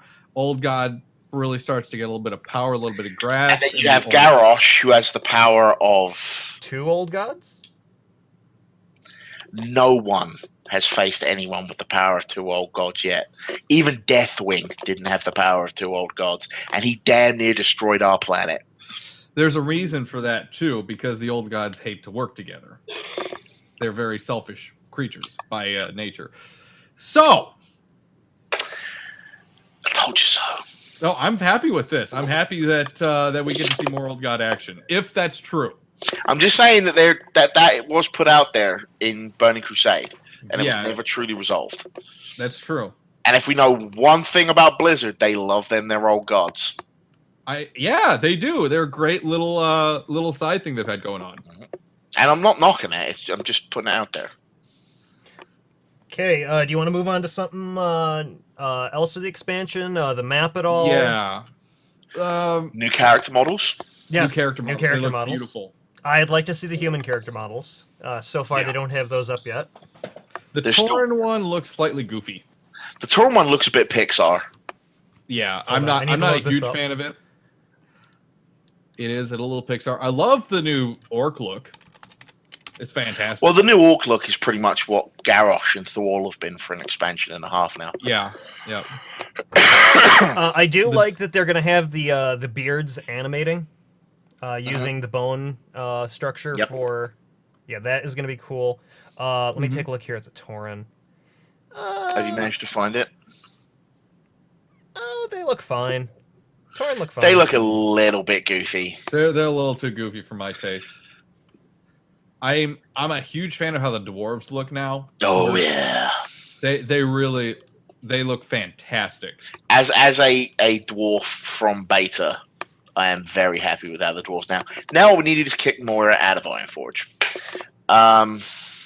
Or just kill the fuck out of her. One of the two.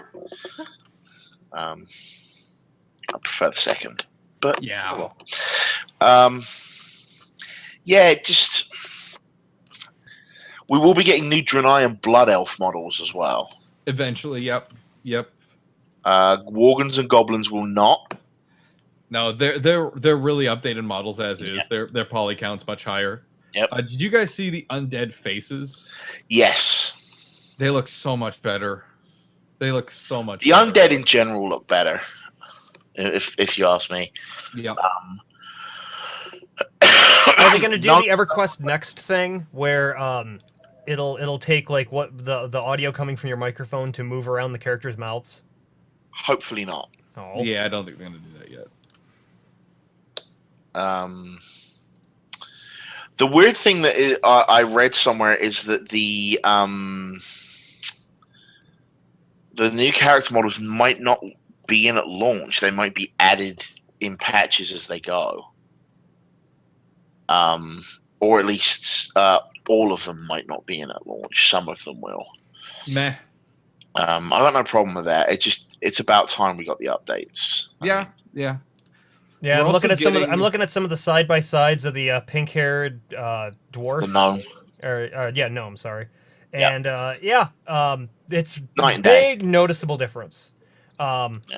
And if you think about it, like Warcraft, World of Warcraft came out like when we were still working off of single core processors. Yes. And 10 years ago. We're in quad core stuff now, so we've got room for Yep. We have so much more to offer. In addition to updated looks, Character models, yeah. we have updated talents, new talents that are coming out with level 91 to 100. Now, I'm a warrior. Before we touch that, since it's going to be relevant to the discussion, can we talk about the free level 90 character? Yes. Now, is it a free one, or can you do it to like a bunch of characters? Okay. One character per purchase. You can buy multiple accounts and transfer them across to a single account.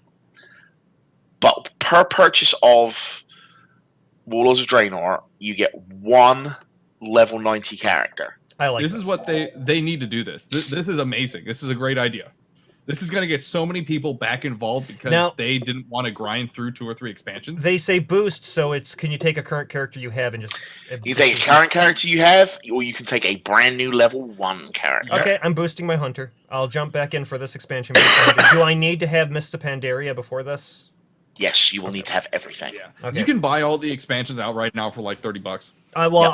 I'm gonna need to buy that expansion because I've got the Cataclysm set. Now, I would honestly say, now, and I think Dan would agree with me, being the lore nerds that we are, it is worth playing the rest of the content. Yes. Because the story is phenomenal. I want to. Is there a way that I will be able to just skip over? Jesus! The third expansion, second expansion, Lich King. I just want to skip over that because that was so boring to me. See, that's the thing is you'll literally be able to go. I'm gonna get my level 90, and I'm gonna play all of Warlords of Draenor, and then I'm gonna go back and just pick what I want to play. Actually, you have that level 100. The one thing I did like about Lich King is that you could go to both sides of the continent and just grind one area, then go over to the other side of the continent and grind the other side of the area, and just that's what I always did with my alliance characters. I would just do I would do all the starting zones and just grind through every single starting zone for extra XP. I will say this. Mists of Pandaria was not that much fun for me. I enjoyed the shit out of Mists. It just seemed boring. It seemed like, okay... I had way more fun going through the questing of Mop than I did through Cataclysm. I enjoyed Lich King Cataclysm a bit more. I don't know what it was. There wasn't really a good reason for us to be there in the first place. See, I just... Once I was on Pandaria, I just got caught up in well, part of it's also being a dwarf, right? Because dwarves and the Pandarans, they were all about their ale. So as long as there was a beer to be had, I was out killing stuff. Like, I mean, maybe it was different for the Horde, but like the early levels on the Alliance side of things very much felt, or the early quests in Pandaria very much felt like more of a brotherhood bonding thing than at least it did on the Alliance side. I didn't get that myself. I played the Alliance side first, actually. I leveled the Paladin to 90. Yeah. Paladin, actually. And I didn't enjoy either of it. I didn't enjoy the leveling that much in Mists of Pandaria. I didn't enjoy the raids that much either. I mean, they're fun, but they felt It's just hollow. Like there Yeah. wasn't a real threat to be here in the first place. What are we doing here? See, that's part of the overarching story. But I think if you look at the interzone stories, like the story within the Valley of Four Winds, the story within a random other place that I'm completely forgetting right now, that zone over there, they just felt like when you're with Chen, right, and you're going through the whole thing of moving down by the Storm Stout Brewery and him finally discovering there is one, and then having to go through all the disappointment of finding out like what happened to it, and like I really actually felt that, as opposed to some of the stuff that in Cataclysm I was just like, yeah, I don't care. I don't care that the Twilight's hammer are like trying to destroy the world because they aren't in Ironforge. I found Cataclysm a bit more involving, kind of sucked me in quite a bit more. Yeah. I was big on like Warcraft 2 with the Twilight's Hammer story was really good though, so that kind of drove me nuts. So I loved having the Twilight's Hammer back. I did too, but it didn't feel like the Twilight's Hammer to me. It felt like, all right, this is. I need to stop that train of thought before I offend a lot of people. Uh-oh. Should I mute the mic and you can just tell us? No. I'm just going to stop that train of thought. After show, you can talk about it. Yeah, that's fine. Yeah. I think Warlords of Draenor is going to be very involving, considering the characters we have available. Everything from Black Hand to Hellscream to Ner'zhul, uncorrupted Ner'zhul, who is supposedly one of the most intelligent spiritual shamans in the entirety of Draenor before he was corrupted. I'm kind of getting bored of Shaman. Blink? What? Kind of getting bored of Shaman. Cataclysm was very shamany. Cataclysm was very shamany. Pandaria, very shamany. Pretty shamany. Draenor, shaman fucking everywhere. Yeah, you have the Draenei and the shamany going on, and the lighty going on, and then the orcs. And they've even said that you're gonna have a shaman legendary quest. I didn't think it was decided yet. There's going to be several legendary quests that, or at least legendary storylines. They call them legendary storylines. I just think they're going to be, and it's going to be a lot of shaman stuff. I mean, we'll see. Hey Dan. Yes. What's the Tauren's favorite quest? Legendary. Oh, he's gonna knife me. He's gonna knife me. Here's the thing, right? You had I don't even want to say there was a specific class that benefited most in Burning Crusade. You had a lot of focus on warlocks, but that's because you were dealing with portals. Yep. And Aperture Science doesn't exist. Okay. Unfortunately. Portal guns, I'd love it. I'd take that. I'd like the dark portal gun, please. Dark portal gun, yeah. Wrath of the Lich King, Paladins, and everything since then. Everything since then has been Shaman. Shaman. Yeah. Where's my warrior expansion? Where's my hunter expansion? I want a warrior expansion. Your warrior expansion should have been Mr. Pandaria. Because your big bad was a warrior. Yeah, I hate the fact, too, that Garrosh in Hearthstone is the warrior.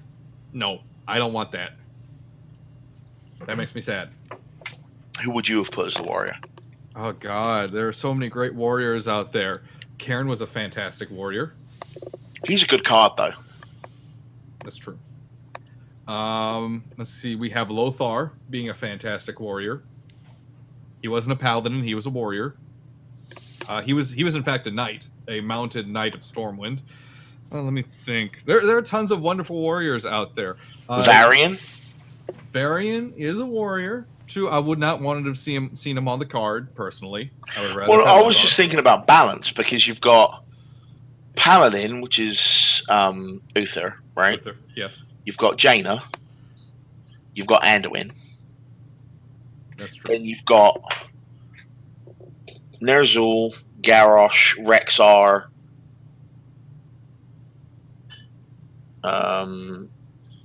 What's the thief woman's name?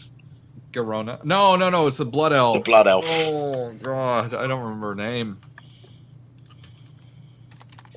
The female blood elf woman. Yeah. Right. Who's? Oh, and Thrall. Valyria. Yeah. Valyra. So if you took Garrosh away and you gave him Varian, it would be 4 and 4. Yeah, that's true. That's my only reason I said Varian. But you could also have done something like Moradin or Muradin, that'd be a great one to throw in there. He was a great warrior. Admittedly, I would only ever play warrior. They're bound to add more characters in the future. Yeah, I think that would be really interesting. I'm pretty much just gonna play Paladin myself because Uther. See, I have this one deck planned that no one's ever going to suspect. It's a mage deck that involves turning all of my own minions into sheep and then buffing the fuck out of them and killing people with like 9/9 sheep. Okay. Wait, what? Because it'll be funny. Okay. Is your goal to make people cry?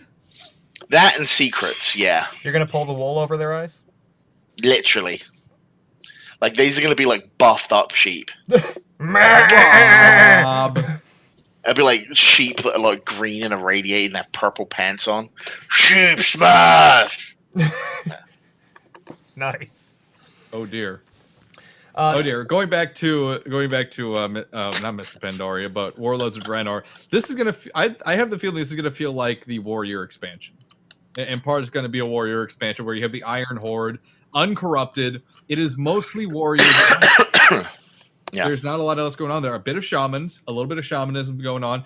There are a couple warlocks that did give themselves over to the Legion. Yeah. So here's a question for you, though. Here's another question for you. If you're Garrosh, and your goal is to make it so that you cannot give yourself over, mm-hmm. Why wouldn't you just stab everybody that gives themselves over? Because then you'd be stabbing a lot of orcs. You're Garrosh. You tried to destroy the world. Because he wants the orcs to take the rightful place as the front, as the master race of the world. You don't want to be stabbing a lot of orcs. Yeah. Preventing them from being corrupted in the first place is a lot more efficient too, because then you stop the problem before it becomes a problem. Yeah. I mean, Garrosh may be a child, a brute, but he sometimes can figure out how to deconstruct a problem. Because I have to disappear for a little while. I'll be right. Okay. Now we do have the map of Draenor available. We do. Let me pull that up here real quick. Yeah, I just sent it to you over Zoom. Let me pop that up into. There we go. His window. Now this is definitely rearranged a bit compared to the previous map. Let me pull up a current picture of the what we know of Outland. There are a couple things going on here. Quite a few things, in fact. Talador is still together. It's still in one piece. Auchindoun is a giant citadel. It should not be blown up to hell in this. No, it's not. It's not. The art shows an immense city kind of thing going on. It's beautiful. The Black Temple is the Alliance's home city. Okay. It's the actual holy temple of the Draenei. What we know as Hellfire Peninsula is a jungle. That will be interesting. I was not really expecting a jungle in that location. No, at but all. it's like, what was there in the first place?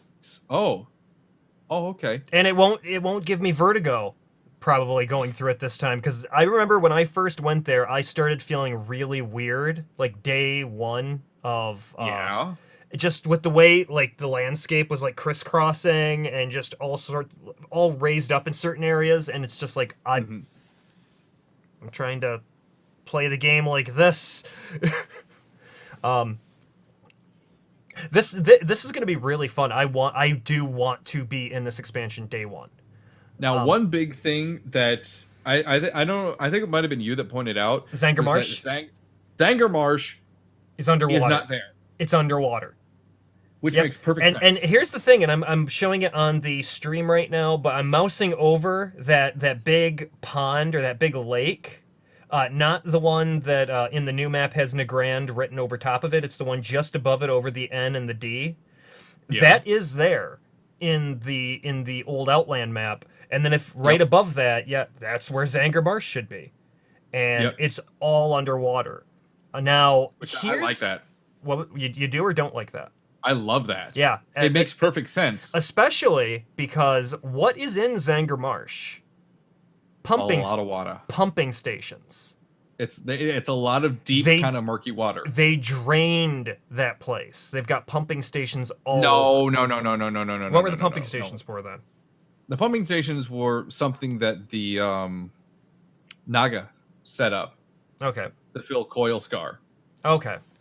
But they were Yeah, pumping water from there. They were pumping water out of there. That was recent. That's not a big deal. They barely pumped anything out of it all. Like there was one lake that had been dried up because of that, and that was it. Okay. But, and then it makes perfect sense though, because the actual like wildlife, the flora and fauna of Zangarmarsh is vastly different compared to most of the rest of Outland. Like it's the only place it looks you like find it's all these, like originally underwater races. Yeah, it's the only place you find these giant fucking mushrooms. And the only place that something that big could grow compared to the rest of Outland is there. It's like you need this thick, damp soil. That may have been some kind of... And the other noticeable thing about Zangarmarsh, and they had to have had this planned from the very beginning, was that you have to go down into it to get to it. If you're in the Grand, you're looking at the tops of all the mushrooms. Yep. And then above what would be Zangarmarsh in the future, we have this Frostfire Ridge, which is pretty much not there or is part of Blade's Edge Mountains in the future. Yeah, no, that's part of Blade's Edge. Yeah, well, there's a section of it that you can easily tell is no longer there. And it's a kind of little cap area right up between Blade's Edge and Zangarmarsh, that little section that it cuts over from, and there's like a little island there. What's that island? Is it just a floating rock? Yeah, it's just a floating rock. Okay. So that's a new area to take a look at. Yeah. And there's a castle there, too. Yeah, that's the that castle. Is that in Blade's Edge? No, that actually has gotten cut off. Okay. Like that part of Blades of Frostfire gets just chucked off. Okay. When the all the portals rip it apart. And so continue. Why is my phone buzzing? I don't know. I'm not texting you. Gorgrond.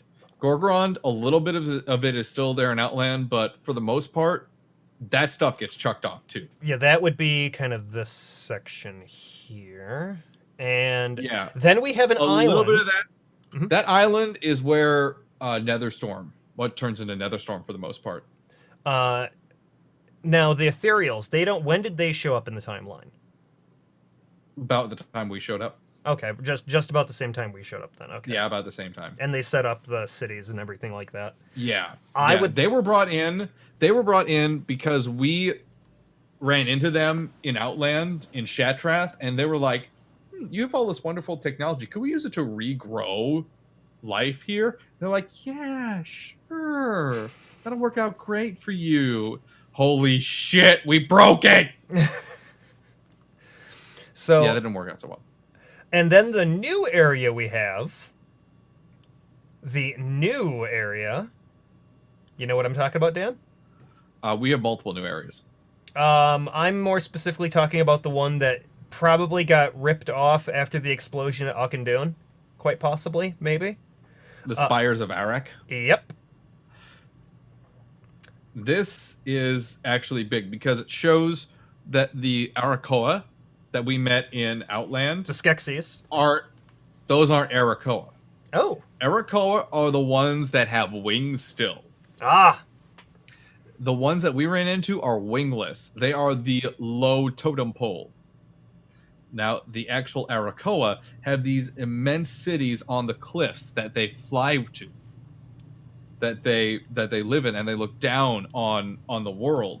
And apparently, they are planning something. So it'll be fun to go up there. It'll be a flying mount only area, more than likely. Obvious, yeah. We also have that other island that is between Nagrand and the Spires of Eric. Don't know what that is. Yep, probably not available as of yet. Could Probably be not. some sort of. Who knows? Maybe you get access to it via raid. What was the big area in Nagrand? That big. If you what do you mean the big area? The big structure that was in Nagrand. Hey guys. Hello. We are talking about maps. Okay. The big area. You mean the The Oshagoon. In Nagrand, I was just saying in Nagrand currently there's that big rock. The big white thing. The big white thing. Yeah, it's the Oshagoon. Oshagoon. Oshagoon, however it's pronounced. Is that gonna be there or is that not there? I don't know, to be honest. Okay. We were I'm talking not sure when that hit. Yes, it will be. Okay. Because if you know anything about the history of Oshagoon, sorry, mate. Wow. The Oshagoon crash landed on Draenor 2 centuries before the First War. Okay. Okay. So it'll So definitely be it here. might even be that the crashing of the Oshagoon is an event that happens in one of the patches.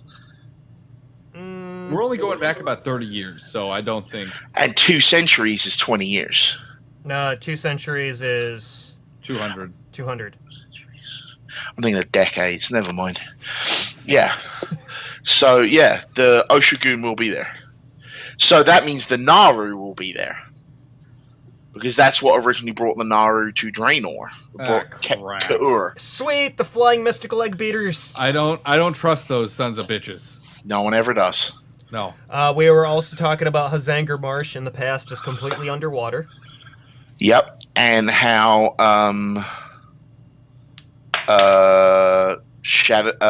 Hellfire Peninsula is a forest. Jungle. That'll be awesome Yep. for all the people that love Stranglethorn Vale. Yep. Um, Netherstorm is Frostfire Ridge and Gorgrond. No. Chunks of them. Gorgrond and Frostfire Ridge become Blade's Edge. They've gone Blade's Edge and partly Netherstorm as well. A Yeah. little bit of Gorgrond becomes Netherstorm, but a lot of Gorgrond probably gets blasted off from the looks of this. And also from this map, there's a big island off in the upper right-hand corner that is perfectly Netherstorm area. Yeah, that's Netherstorm right there. 3 words that make me really excited. Spires of Eric. Spires of Arak. Yep, we were just talking about that. We're gonna get to see the Tarok and shit. I want to see Auchindoun. I really want to see Auchindoun pre-destruction. I want to see Shadowrath with the Iron Horde moved in. Ooh.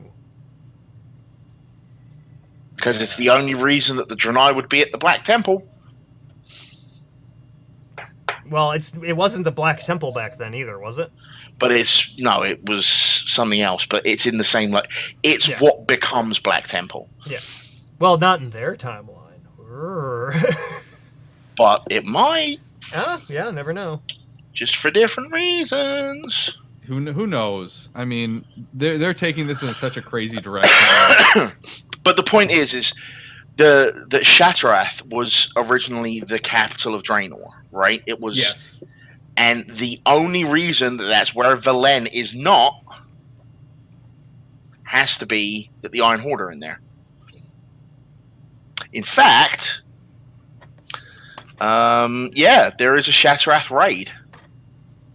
Oh, What?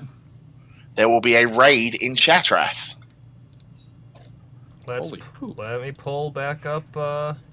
Let me find the image that I was just looking at. Or find the link to the image I was just looking at, sorry. Why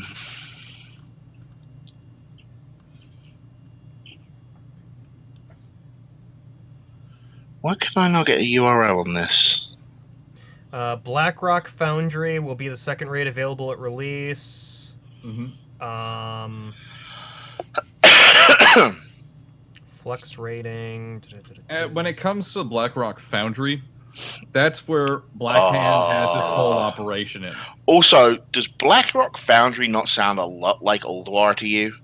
3 wings, completely non-linear. Yeah, sure. I don't know. I didn't really like or dislike Ulduar. I loved Ulduar. What's going to be up with the ogres in this expansion too? The ogres are the old empire that's finally crumbling at this point. Okay. The ogres used to kind of have this controlling stake on Draenor, and this is the point in time where they've finally kind of fallen off. They've been enslaved or killed for the most part, and now the Iron Horde is using them as tools of war. Like we've seen in the videos, the Gronds fucking just carrying these massive cannons on their backs, yeah, which looks fucking amazing. Okay. We're looking at a map right now. The Sea of Zanger, I like that. Yep. Oh, you got another map? Let me pull that up. Yeah. I just linked it. It's the map. It's one of the original design maps that they showed at BlizzCon at the art panel, and it literally has Shattrath Raid written on it. Okay. Shattrath so Raid up and down. Apparently, they're not the Iron Horde hasn't even. Looking at this map, the Iron Horde hasn't even figured out how to put the dark portal together yet. The Chronal Spire is where we enter Draenor from. Mm-hmm. Our end, yeah. Or their end. We still enter through our dark portal. Yeah. Mm-hmm. Then again, for anyone listening or watching or whatever, please realize that a lot of this is pre-beta content and could change at a moment's notice. Absolutely, any of this could change, really. For all we know, the next expansion could involve bunnies. Oh, cool! The Rock's in this game. Dwayne. Yep, Dwayne. Dwayne the Rock Iron Horde. Yep. And Oshigun is on here too. Mm-hmm. Okay. Yep. Oshigun, Elemental Point of Interest. Well, that's going to be. Do you remember in Nagrand there was that elemental? The Elemental Plateau. Yeah. Oh yeah. Okay. Yeah, I've been there. Yeah. And that where you see the Wolf's Den, the mountains there, those are going to be the mountains on the southern end of Zangarmarsh, where you had to go in and get that dude's tools for the Cenarium Refuge. Iron Horde Post. Pools of Second Sight. I'm assuming that's where all the lava pools and stuff were, quite possibly, with Burning Legion stuff in Hellfire. Mm-hmm. The Coronal Spire. One other moving on. One other big change that they're incorporating with this expansion is little to no daily quests at max level. There'll still be daily quests, but just not many at max level. Like you won't have the grind quests that you have to do every single day anymore. That's being taken out. There was a moment where Metzen was like, "Yeah, you won't have to keep going back and tending your farm," and I was like, "But I want to go back and tend my farm. That'll be your garrison. It'll be fine. That's your garrison. Farm. Your farm will have your garrison will have a big farm. There we go. Yeah, that's right. My garrison is just going to be one big farm. I really enjoyed the farming minigame. Like, I know that when my dwarf paladin finally retires from his life of adventure, he's going to go off and be a farmer. He's going to grow his own hops. He's going to grow his own wheat, and he's going to brew his own beer. There you go. That's very dwarfy. And he's going to hit things with hammers. I thought you said he was retiring. Huh? I thought you said he was retiring. Yeah, Yes, but if the machinery doesn't work, he's going to hit it with a hammer. you Proper never dwarven engineering. Okay. dwarven ingenuity. Dwarven engineering. If it don't work, if something doesn't work, hit it with a hammer. If it still don't work, it's broken. They also have said that they're going to include a lot of Timeless Isle-esque mini events that go on all across the world. And the example they used was, okay, Iron Horde caravan comes through. You can kill all of them off and take the loot. I approve. I'm wondering on this map what the Skeletal Coast is all about. I'm just looking that up on Wowpedia, see if we've The heard Skeletal of it before. Coast was actually a mission in Warcraft 2 expansion. Oh, Yeah, I think it's just a reference to that. okay. Yep, there was a mission in Warcraft 2, I think for the Alliance, called the Skeletal Coast, or the Coast of Bones. The Skeletal Coast is where the Devouring Sea met what is now Shadowmean Valley. Okay. Yep. Its waters were green. The largest orcish port on it was Death Core in a gulf known as the Shadowed Seas. The sea was destroyed by the Cataclysm, but curiously the shape of the coastline remains. The water replaced by the twisting nether.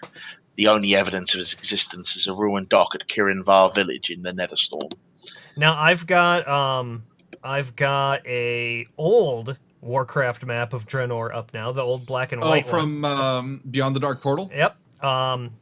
And Link it up. yeah, it's let me grab this here. This is from the handbook that came with the Warcraft 2 expansion CD. Yep. Now, some of this stuff is probably like what's going on in Draenor now with the new expansion is going to be before any of this. I would assume. Even though in Warcraft 2 or in the expansion for Warcraft 2, there was apparently a sea still there. Especially for Warcraft 2, apparently Deathwing was on Draenor. Yes, he was. Yes, he was. He was. He was actually a big part of getting all the artifacts for Ner'zhul to open portals. Yes, he was. So some of the stuff we have here, we've got the Warsong clan is up in one of the islands just off of Hellfire Peninsula, which at that time was called Hellfire. Deathwing's lair is also to the east of that. Fortress Shadowmoon. So that's Black Temple. Yep. Yeah. And the Shadowmoon clan is going to be down there, possibly. Well, Yeah, that's the where Shadowmean Valley gets its name. Yeah. Yeah. So we're going to see all the clans pretty much. Yes. Okay. Yes. One thing they've said about Shadowmoon Valley is it was not actually named for the Shadowmoon clan. It's named for its perpetual night. Well, sorry, I spoke the wrong word. That's where Shadowmoon clan got their name, not Shadowmoon Valley got their name. Yes. Which I don't actually understand, to be honest, because how can one zone have perpetual night when all the zones next to it don't? Nanites. Fog of War. Wait, no, this isn't PlanetSide 2. I know there's also the Bone Wastes. Do you think that's going to make its appearance properly? No. Okay. A lot of what you see here is post-corruption Draenor, where the world had been, Twisted. just drained of life because there was so much demonic magic's being practiced. But it's pre-shattering of the planet. Yes. Okay, so that's why the sea still exists. Yes. Okay. Like, this is right before Draenor was ripped apart. Like, the Dark Portals opening by Ner'zhul, the Thousands of Portals opening, was a big event. It was a major event. It tore the world asunder, but it was the last in a very long series of events where the world had just become more and more corrupted and drained and decimated. Which is why you see on this map, on the Warcraft 2 map, there are no trees. There are mushrooms. Because mushrooms, the giant mushrooms, are the only things that could grow at that point. Whereas on, Draenor, we're going to see a lot of trees. I think mushrooms are going to be very uncommon. Good assumption is Hellfire Citadel will not be there, or there might be something else in its place. There might be a small little fort, but I don't think like the only reason that this whole peninsula was important is because Dark Portal. Yeah. The Dark Portal hasn't been constructed yet in WOD.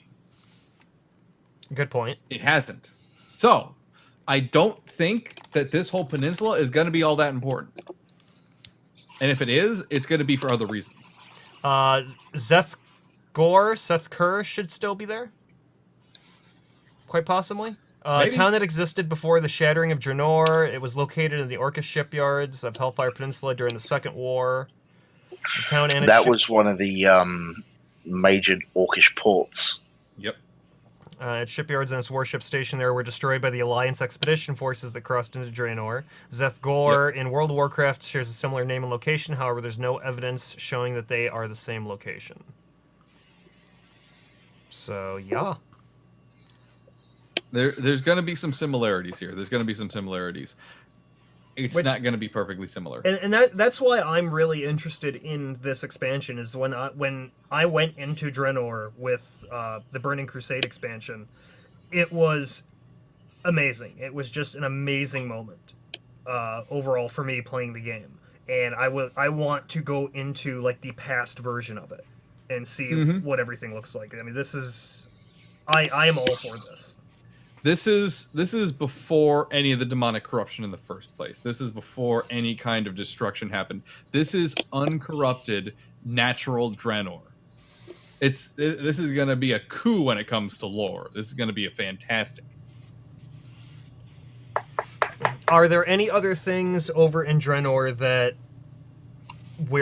you yourself, Dan, are interested in that we haven't covered yet that will be of big lore interest to you? There's lots of things I want to see specific about the Frostwolf clan. I want to see more about them because we really don't know too much about them in the first place beyond they have some shamanistic practices, but mostly they're wolf riders. Mm-hmm. So I want to learn more about them. I need more information to be excited about this kind of thing because we've gone over everything that I'm really eager to see. Ben, how about you? Karabor. I want to walk around the old Black Temple before it was corrupted. It looks completely different. Like in the cinematic, it looks like holy shit, that's the Black Temple? What? I want to be able to walk around the Black Temple before it was sacked by Ner'zhul. Gul'dan, sorry. Ner'zhul probably had a big hand in it. Probably. I mean, it is a shadow clan, so. And if I'm 110% honest, as a loyal dwarf and a long-time member of the Alliance, I want Warlords of Draenor to give me a reason to give a shit about the Draenei. Yes. Yeah, I can agree with that. Because I can see why we should give a shit about the Blood Elves. Because of their history and what they went through with the Scar and the Isle of Kelthal, whatever, blah, blah, blah, blah, and kill Jaden and all that nonsense. Why do the Alliance give a shit about the Draenei other than, wow, you're from space? Space! You're from space and yet you crashed the ship! Well, that wasn't their fault. There was Blood Elf sabotage involved. You don't know who was driving that ship.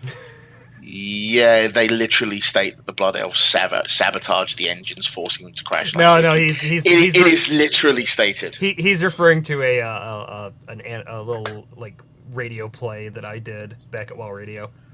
He crashed the ship. Where my character crashed the ship because he was trying to parallel park it. Was it Dan Fine driving? No, it was worse than that. So what you're telling me is the Draenei were on the space bus. Yes. Got a video here. Oh no. This is kind of odd. This is a video from YouTube. I don't know. It's a speculation about if High Elves will be playable in Warlords of Draenor. Oh come on. I highly doubt it. Sorry. For me, I highly doubt it. I don't actually care. It'd be fun to play as a high elf, but it's just not going to happen. I mean, I'm not enough people want to. I'm very interested to see the little cinematic lead-in zone that they're talking about.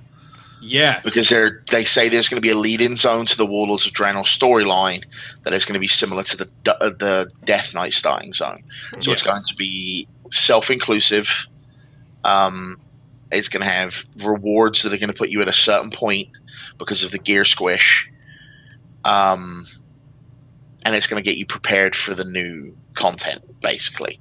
Yep. Which is what your level 90 character is just going to walk into. Dan, Mr. Loreman, do we know anything about the moon over Draenor? Which one? Which one? I'm looking at the Remaking a World cinematic trailer, or Remaking the World trailer for Warlords of Draenor, and I'm looking at what will be the Black Temple, and there's a gigantic moon with scars all over it. Like, big, like a dragon decided to go up there and just swipe it, like a big dragon of some sort. And we might find out more, but I don't have anything on that. I'll send you the link, and it is 51 seconds in. And that moon, not only is it not a space station by every obvious reason, it looks quite scarred up. Not just craters, but looks like something swiped. I think we're reading into this a little too much. It could also just be like, because it's so close, it could also be like weather patterns and good all point. kinds of things. Honestly, I mean, like the things I really want to see is I want to walk around Karabor. Notice I'm not calling it the Black Temple, I'm calling it Karabor. I want to see if there's going to be a quest to break Kur out of Oshugun. Especially if you're the Draenei. Because the whole thing about Oshugun is that when it crash landed, Ka'un was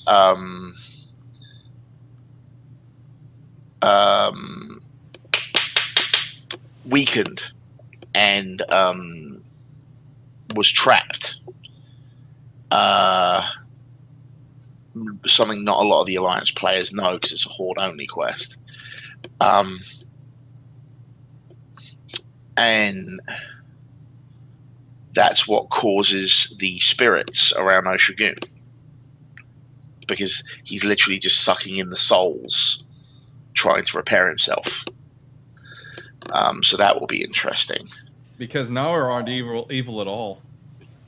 Well, no, they're egg beaters. They're not evil, but they're certainly not good. They have their own agenda. They very much might have gotten to the point of you live long enough as the hero to see yourself becoming the villain at this point. I'll be interested to find out if we find anything about Dor, who was the second Naru in Oshugun, who was destroyed when it crashed.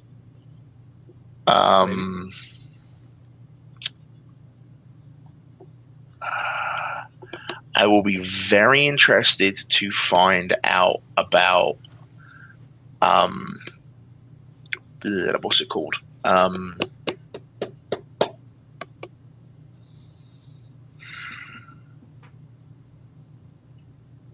What's it called? Location, character. There was a raid in Gruul's Lair. Where the Gorgrond come from? Are we going to be able to push back? Are we going to be able to? It looks like that the Gorgrond have been enslaved by the Iron Horde. Are we going to be able to free them? Ooh. And here's the other question: I'm Varian Wrynn. I'm Malfurion. I'm Thrall. I'm going back in time. 60 years. I think we're going back like a 30. From where we are now. Yeah. So I'm going 30 years into the past, which is another Back to the Future reference, by the way. They went back 30 years and they went forward 30 years. How am I going to avoid buying Grey Sports Almanac? How am I going to avoid letting my knowledge of the future influence what I'm doing? Are we? Well, do we know? Like, If I'm Varian Rin, do the characters know they're not going to change history? I don't think they would care. Okay. Varian wouldn't give a shit. He's Varian. Yeah. Well, actually, some probably wouldn't care, but other characters probably would be like, well, if I can use my knowledge, and what I change here isn't going to affect my own timeline. Here's a better one. Uh-oh. I'm Maeve from our future. I can go through the new dark portal and prevent Illidan from escaping. If they build it. They will come. No. Our side of the dark portal still exists. Yeah. The Maeve that we encountered in Black Temple is still alive. Sure. So she finds her way onto Azeroth. Yeah. Goes through the dark portal, back in time 30 years, and stops herself from allowing Illidan to escape. Because that's what drove her nuts. I'm Varian Rin.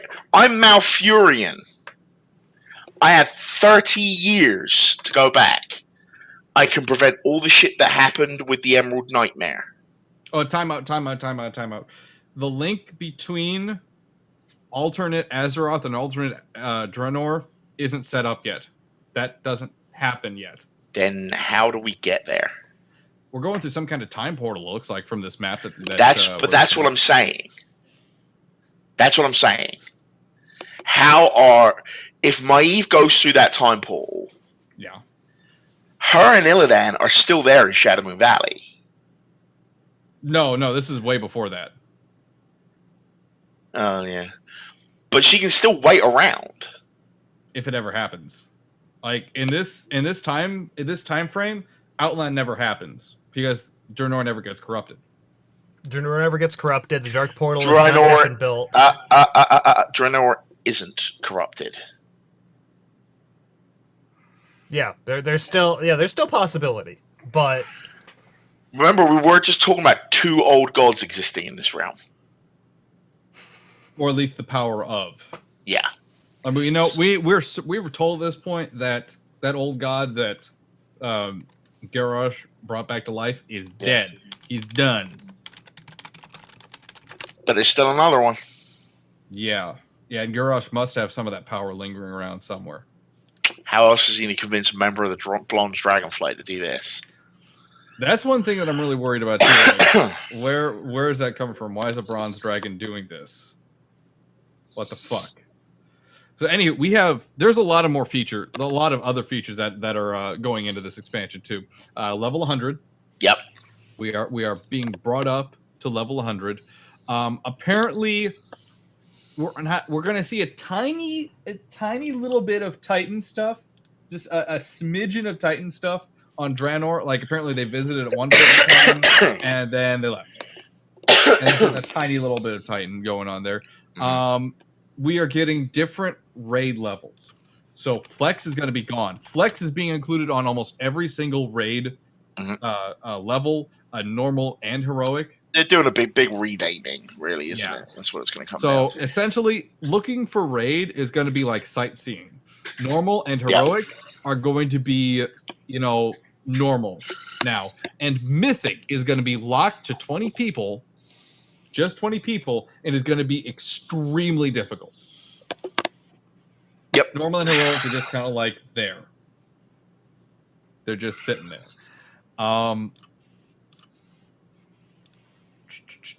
Going with other things. Reforging is out, along with a lot of stats. Good. Yeah, thank you for not dealing with that. It looks like gem slots might be going the way of the dodo too. We're not too sure about that, or at least it's going to be really focused. From what I can tell, is gem slots are going to become easier to use. Yes. Enchanting Enchanting is actually a big, huge change that a lot of people just glanced over, where you're still going to have enchanting, but here's the big but. It's going to be focused on just a few specific item types, like boots and legs, or gloves Weapons and chest. Just very specific pieces of gear. They're doing what they did with everything else, and they're dumbing it down. Yes. Also, they're removing a lot of different stats, like hit rating and expertise. That's gone. That is completely gone. And they're adding more fun, enjoyable stats like speed. Which I'm going to get the shit out of that. I want to run fast. Yes. Gotta go fast. I'm going to be like the Tauren of old and charge across the plains. Yep. Mooing. I'm looking at do. I'm looking at the World of Warcraft timeline, the official one as of 2010. And let's see, year 0 on here is Warcraft Orcs and Humans, and then year 27 is Wrath of the Lich King. So it's looking just about like maybe between 30, 40 years we'd be going back. So how far back before Orcs and Humans are we going? At the most, probably about 10 years. So we're going back about 40 years. 45 years before Orcs and Humans, according to this timeline, the official one was The Last Guardian, the PlayStation game that hasn't come out yet. Okay, so Medivh hasn't happened yet then. No, this is... Medivh, oh, shit. Yeah, Last Guardian is 45 years before Orcs and Humans. Son of a bitch. And then between then is Kil'jaeden and the Shadow Pact, Rise of the Horde, which goes into the novels. War of the Three Hammers was 230 years before Last Guardian, but we're probably not going that far back. I would love it if they did, but that's now they have said that this expansion isn't just covering Warcraft 1 content. We're actually going to be covering more than just the original Warcraft. We're going to be seeing a little more than that. Now, what they meant by that? Time travel. I don't know. I mean, I would love to be part of Warcraft 2. Holy shit. So why? Just to clear me up on it, why were you saying Medivh hasn't happened yet? Because Medivh turned 18, bam, his powers turned on, and like a year or two later, Dark Portals opened. So if we're going even 2 to 3 years before Warcraft Orcs and Humans, no Medivh. No Medivh. He's still out cold in Karazhan. No, he actually was out cold in Stormwind. Oh, yeah. Yeah, he got set up with a royal bedroom and everything, and bam, he slept for years. Anywho, we have a level cap of level 100 now. Now, level 100 content is most likely going to be very long, very intricate quest chains that you do either by yourself or with a small group, maybe 2 or 3 people. It's going to be very long, where it takes you months to grind through all these quests, whether it's because they're hard to do, or because they're intricate, or because they're repetitive. We don't know. But Metzen has said at level 100, there's going to be very, very few daily quests, if any, at all. Now, the big level 100 content that we haven't touched on yet are the garrisons.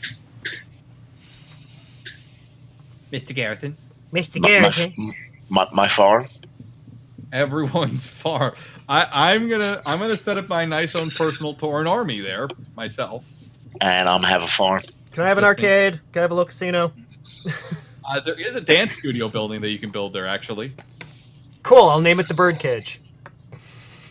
No one thinks you're funny, Rob. I think it's funny, so it's just me.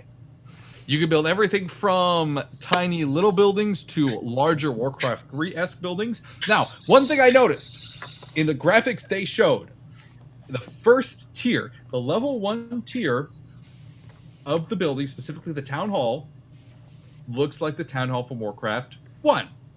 Tier 2 Town Hall looks like the Town Hall from Warcraft 2. Tier 3, Warcraft 3. I love it! That makes me so happy. So fucking happy.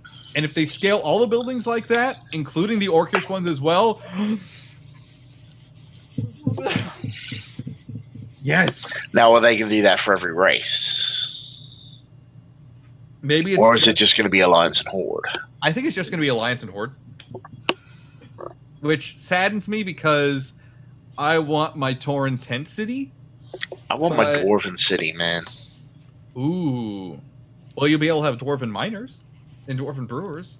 You'll have your own tavern. But I want a city like Dunmoreau. You know? You can't build it inside a mountain, sadly. Or I want like the Wild Hammers. That would be awesome. Yep. Okay. I do that in a heartbeat. So I started thinking of something here. Oh no. The way we've had the expansion Duck and cover, people. Duck and cover. The way we've had expansions in World of Warcraft, we had the primary game, then we had Burning Crusade and Wrath of the Lich King. Yep. Then we had the world reconstruction and and everything in Cataclysm. Yep. Mists of Pandaria, Warlords of Draenor, 2 expansions. What would the possibilities be that the expansion after this could be another kind of Cataclysm type thing? It is this is a current Cataclysm kind of thing. This is basically the Cataclysm of Draenor. No, not me saying like a Cataclysm, but kind of like the size expansion. What if they were to open up the next expansion and it be guess what? We're gonna go into past Azeroth now. Like full world past Well, Azeroth. like I said earlier, they did say that we're not just experiencing Warcraft 1 when it comes to what the old Horde is doing, but we're going to get more of those kind of old game content to give players that may not play the RTSs experience in there. So that might be happening in this expansion, though. Yeah, well, yeah. What I'm thinking of is like the future of after Warlords of Draenor. I would be interested in seeing them have like the past version of Azeroth. Maybe not Kalimdor right away, but definitely Azeroth, and see what's going on in there in this alternate timeline. Because that gives us an entire new universe to explore. Yeah. Yeah. And alternate. And at that point, if I can't build myself a TARDIS, I'm gonna be pissed. A complete, a complete alternate Azeroth, Eastern Kingdom, Kalimdor that was not attacked by the Horde. What would happen to the trolls in that type of world? What type of build would they have? What would happen with the Tauren in that world? Speculative, but interesting to speculate on. Yeah, no, that's a very interesting idea. An entire Azeroth that never got touched by the Horde. The Alliance never formed. Maybe a whole new Orcs versus...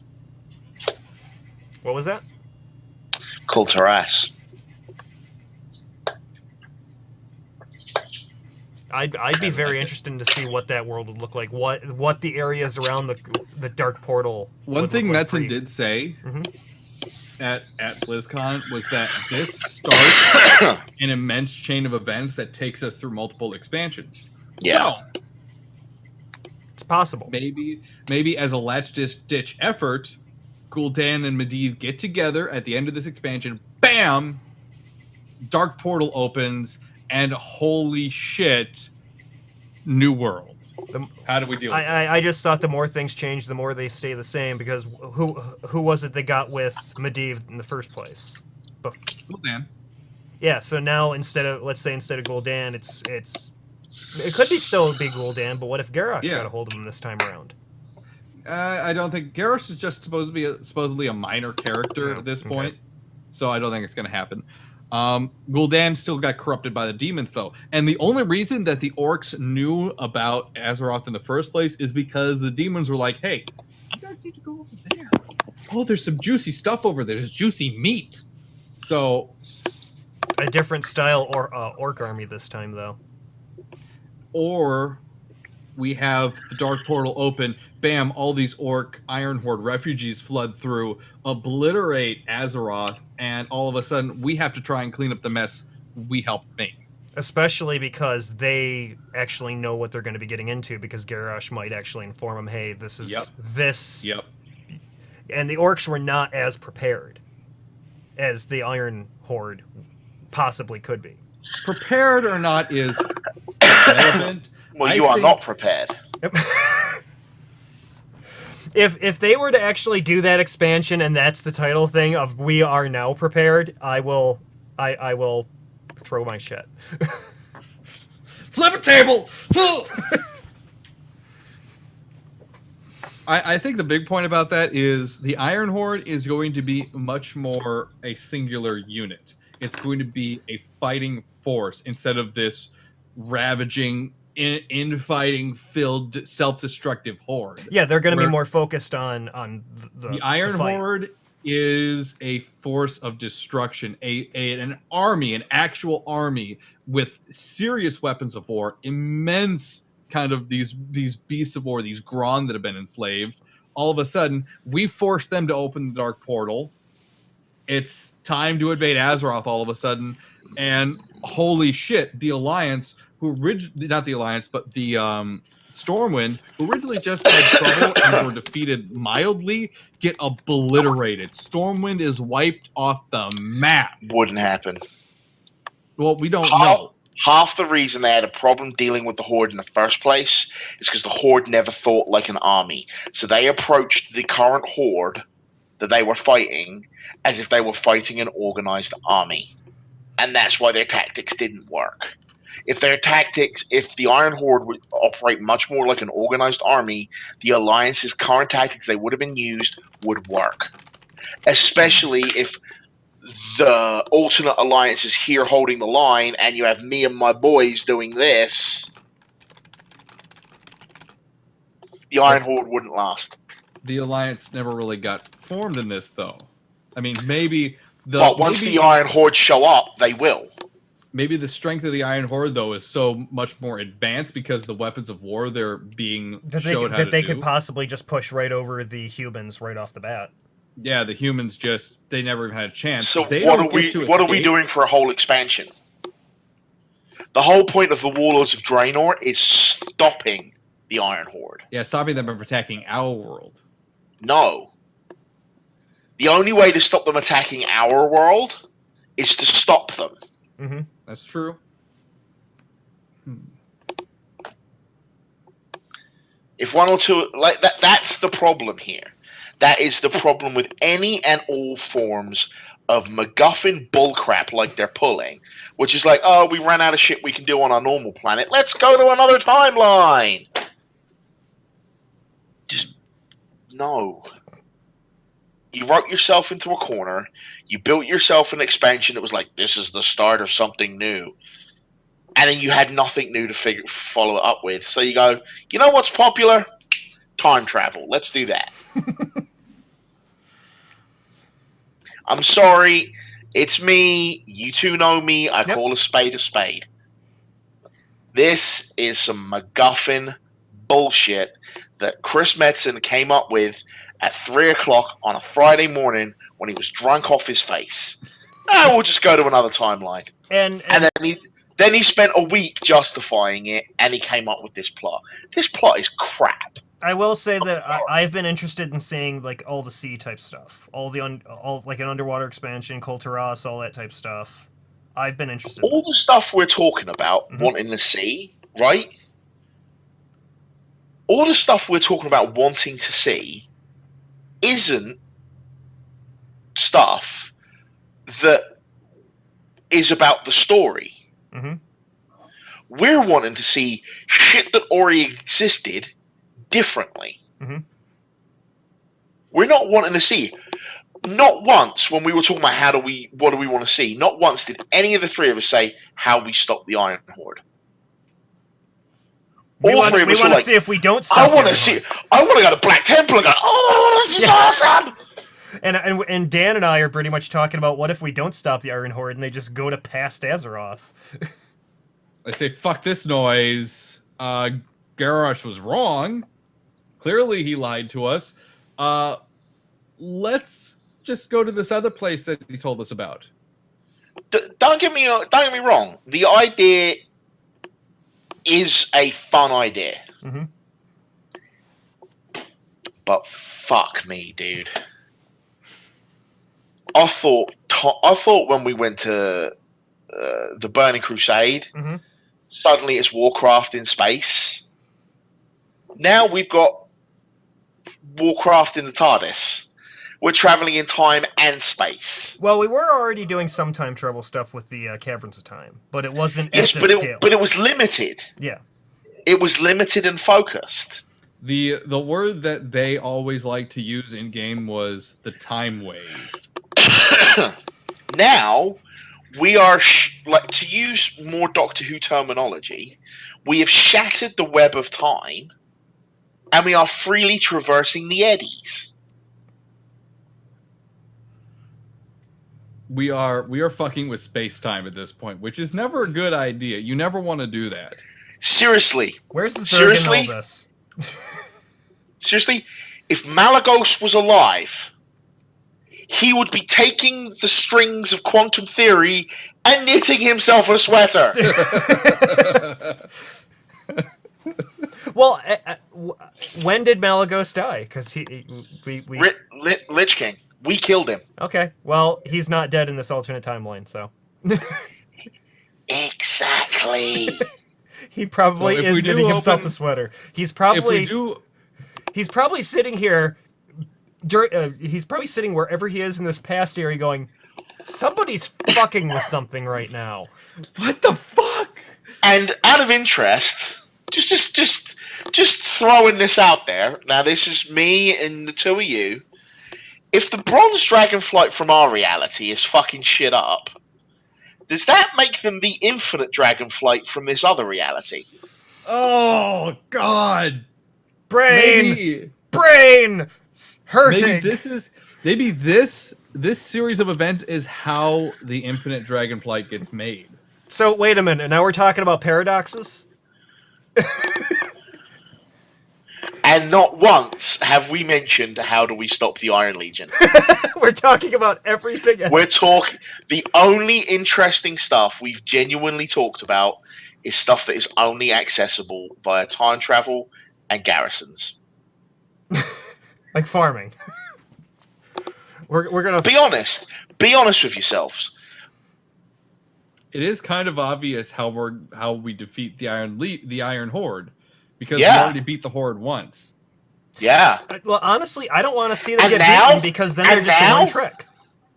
And now, there's 2 alliances and 1 Horde. Oh, I'm sorry. There's 3 alliances and 1 Horde because the Horde of our universe is never going to let Garrosh get away with this shit. It's 3 on 1. That's not fair. Fulgen's gonna be like, I'm going to fucking shoot you. You're fucking dead. See, I don't want to see the Iron Horde get just wiped out at the end of this expansion because that would make them too much of a one-trick. Why not? It's happened in every other expansion. Yeah. Well, name one expansion that the big bads have carried over. Name one. Most of the big expansions, the big bads were from other things previous to that. They were in other games previous to that. You had the Burning Legion in Burning Crusade, and they were barely ever heard of again. They were involved in Warcraft 3. They had involvement in Warcraft. But my point is, I'm talking about WoW here. Yes. Right. Never heard from again. Burning Legion. The Undead. Sorry, the Scourge. Mm-hmm. Gone. Yeah, they're the random little bits. The Twilight's Hammer. Only interesting if you're leveling. They're gone.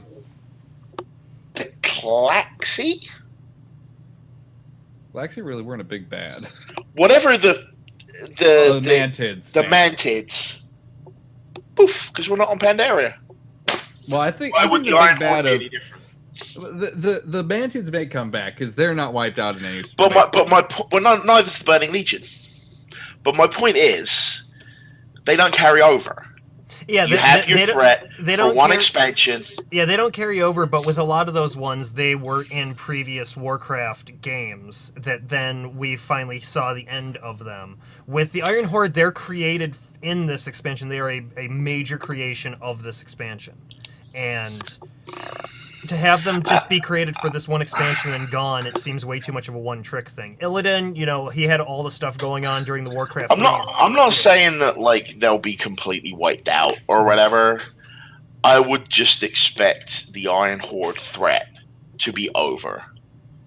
And me being me and putting my money on Blizzard, I think the Iron Horde will even make it through Warlords of Draenor. I think they'll be done by like 6.3, and then when 6.4 rolls around, we'll actually get to introducing a new threat. That's just me. I can't make predictions. I cannot make a prediction. At this The point. thing that really worries me, right, and bear with me on this, whenever they announce a new expansion, it's a minimum of 6 to 8 months before launch. Maybe even a year. Sure. Right. Now, Blizzard are quoted as saying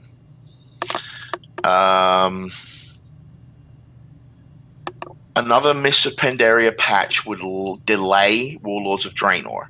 So patch 5.5 is not going to happen. The entire team is working on Warlords of Draenor right now. So any more Mists of Pandaria content would slow down development. So we are going to have 0 new content in WoW for at least 6 months. Sure. Yep. I got this message from Davlin in Skype. He's saying that that players who have done the quest on the Timeless Isles have met the dragon behind Garrosh's escape.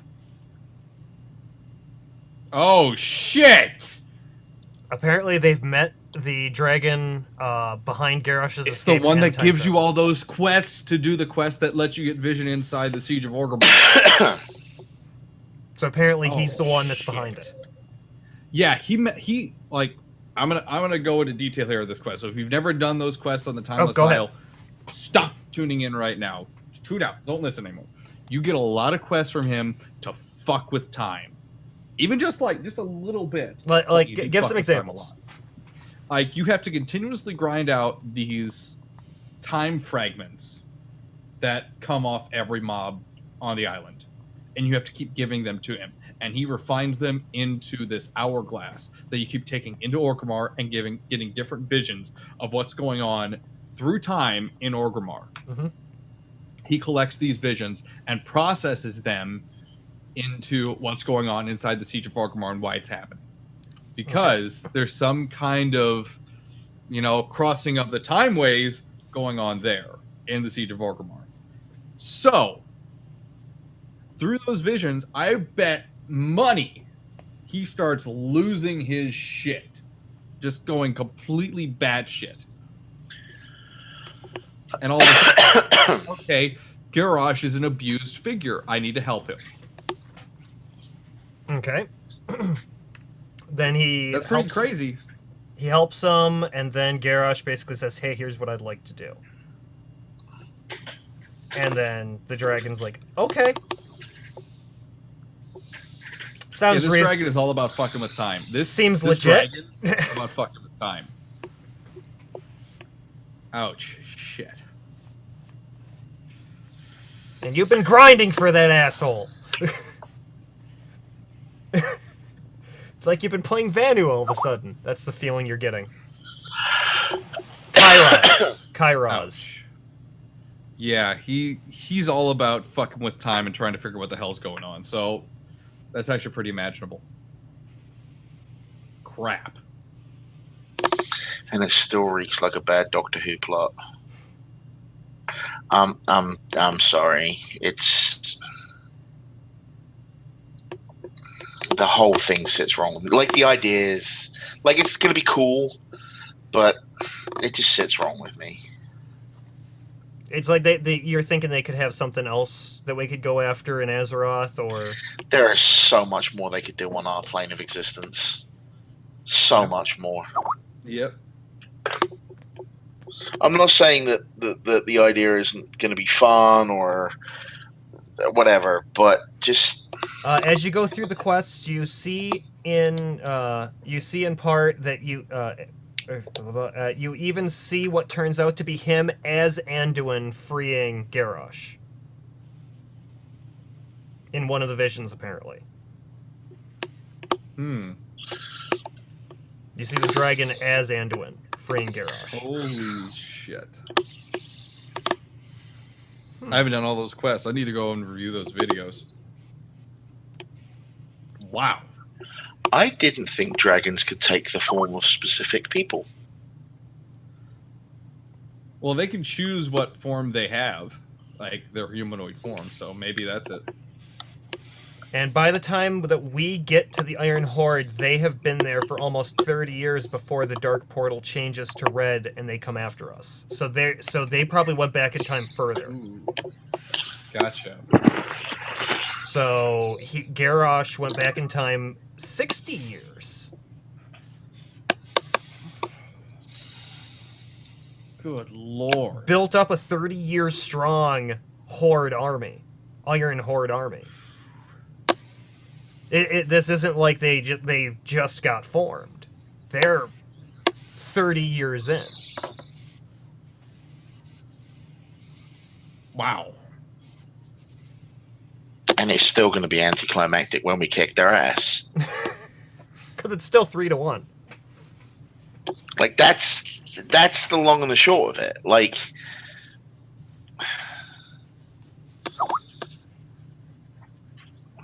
oh, no, he's saying that, no, I might have gotten something wrong here. 35 years back in time. Okay. And so he's been there for 5 when we get there. Yep, he's been there for 5. Okay. So, yep, it'll be anticlimactic.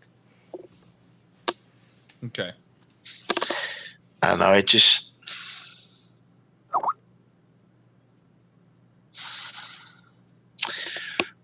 I'm trying to find the link. Like, when they announced Mr. Pandaria, there was this whole big, oh, this is going to be a world-changing event. World-changing event, and it's going to be the start of the real shit that's going to happen, and apparently the real shit that's going to happen is time travel in another dimension. Okay, I keep getting it wrong from Devlin, apparently. I'm trying to read it verbatim, but still. The only thing I can think of that this is going to cause real shit is that, okay, hey, we went back in space time, we stopped the Iron Horde, okay, oh shit, the Burning Legion saw us again. Hey, Devlin, send this stuff to Dan, he's the lore meister. Well, let me get on Skype, because I turned Skype off. Oh, okay.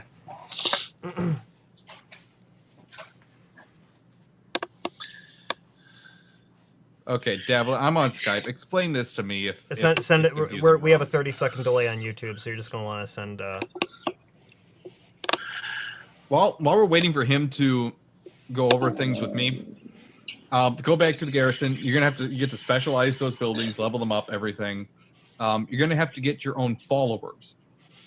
You're gonna get your own private army that goes out and does shit, which I love. I love it. I'm gonna, I'm looking forward to actually having all these missions that I can send them on and get extra loot and everything, and I'm loving that. I love throwing more RTS back into Warcraft. No one? No one? I don't know, they're taking away all the variety from gear and raiding and speccing, and they're putting it in other areas by making other games part of WoW. You've got your Pokemon. You got your Plants vs. Zombies. Mm-hmm. And now you've got Mighty Quest for Epic Loot.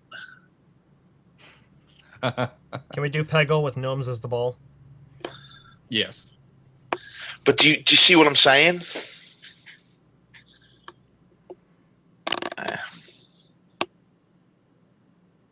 Just the whole expansion for me, while it sounds exciting, it reeks of having been written into a corner. And yeah, possibly, yeah. Them just going, well, fuck it, we can start again in another timeline. Star Trek did it. Actually, yeah, this does sound like the whole Star Trek, the new Star Trek film thing. I don't know. Leonard Nimoy as Medivh. All right, this is taking a long time to explain. It's going through every single detail. Uh-oh. So I'll cover this on the Ancient of Lore. Okay. Which you can find here on youtube.com/The Rob and Dan Show. Or at The Rob and Dan Show on robindan.tv. Thank you, confused John C. Dvorak. I'm just, when it comes to this expansion, of all, like, I could sit back with Rob and Dan, and we could get a big piece of paper, and we could stick it on the wall, and we could just throw ideas at it of where they could have taken Warcraft from the Animus of Pandaria. And a little bitty corner down here would be time travel. Everything else would be really good ideas. Then there would be this. I'm not necessarily saying it's a Venn diagram of good ideas and then this, but it just, there's so much more they could have done. And I'm not sure why they went in this direction, other than they wanted to refresh Outland. Because they refreshed Azeroth with Cataclysm. Mm-hmm. I'm wondering if we're going to have another expansion and then they're going to refresh Northrend. I don't think so. Yeah, how much of Northrend really changed over the course of... But my point is if you look at if you look at if you look at the precedent, man, mm-hmm. then especially when they've actually said, and let me find the exact quote, there are plans for Turalian and Aurelia, but not in this expansion. So where the fuck are they? They weren't on Outland. They're not in Draenor. Where the fuck are they? According to Davlin, they're not good. They have no plans to touch Outland at all, which is consistent with the information. Oh, you mean Northrend? Northrend? You mean Northrend? No, Outland. Oh. Draenor becomes Outland. It's the same fucking place. Yeah, they are touching Outland by preventing Outland. By going into the past, by preventing it from existing. Mm-hmm. Somehow, if preventing a place from existing isn't touching on it, your definition of touching on it is fucking wrong. My God, this is awesome. Jesus fuck Christ. Maybe that should be the name of the episode. Your definition of touching on it is wrong. Oh my God. I don't know. There are literally zones that are named the same thing. Yeah. There is literally a whole thing that says, hey, one of the appeals of this entire fucking expansion is you get to see the Black Temple before it's the Black Temple. You know that fucking Outland! You know that crater and that not really crater, but that whole destroyed temple, you know, that Aken Dune? Yeah, let's look at it before it was destroyed. Which again is very fun. Will be very fun. We are actually going to give you a reason to give a shit about a race that was introduced in an expansion 5 years ago. Davlin says he'll just yell at you later, Ben. He can yell at me all he likes. He's still fucking wrong.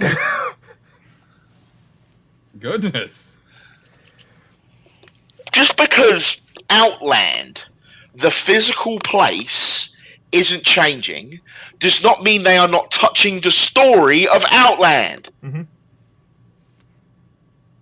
Yeah. 2 + 2 = 4. You're talking about the story sense. I think he was more talking about like maybe the idea that with Cataclysm that completely got rid of the previous version and was an actual full-blown update. Whereas with this one, if you go into this other timeline, that's exactly what this expansion is doing. It is getting rid of Outland. Will we still be able to go to previous Outland, the Burning Crusade Outland? Yes. We will, but Yes. people from that one won't. That's what I'm saying. And I poked myself in the eye How? You have glasses. because I was rubbing my eye. While you were flailing around at the same time. It just All right, let's close up shop here unless there are any other features that we need to highlight before moving on. I need to remake this frame that I've got here for the podcast and just have flames shooting out of the side of Ben's frame. one of the things I do is rant. We couldn't tell. And I'm not ranting on it because I'm opposed to the idea. Okay. I'm ranting on it because everyone was like, well, this is what they're going to do, and then they fucking did it. Wait. Davlin, you can't say that. What'd he say? What the fuck? Uh-oh. Is he Apparently, Khadgar will be coming into this new world. What? Khadgar? How? How? If the Dark Portal is not built, how? It is about the right time in the timeline for it to happen. But if there is no Dark Portal... Yeah, there's no Dark Portal on Azeroth right now. At this point in time, once Medivh turns 18, Khadgar becomes his apprentice.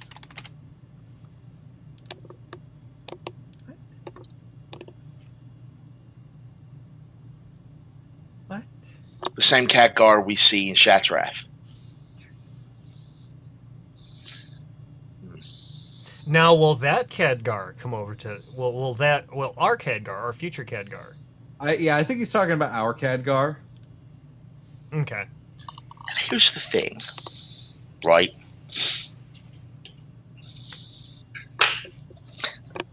Okay, bear with me here. As a leader of a beleaguered empire, Sure. you are offered a way to transport yourself to a location that is completely enriched with minerals and resources, that isn't ravaged by wars and isn't completely broken and fucked up and infected by old gods. Why isn't everyone from Azeroth just going to move to Draenor?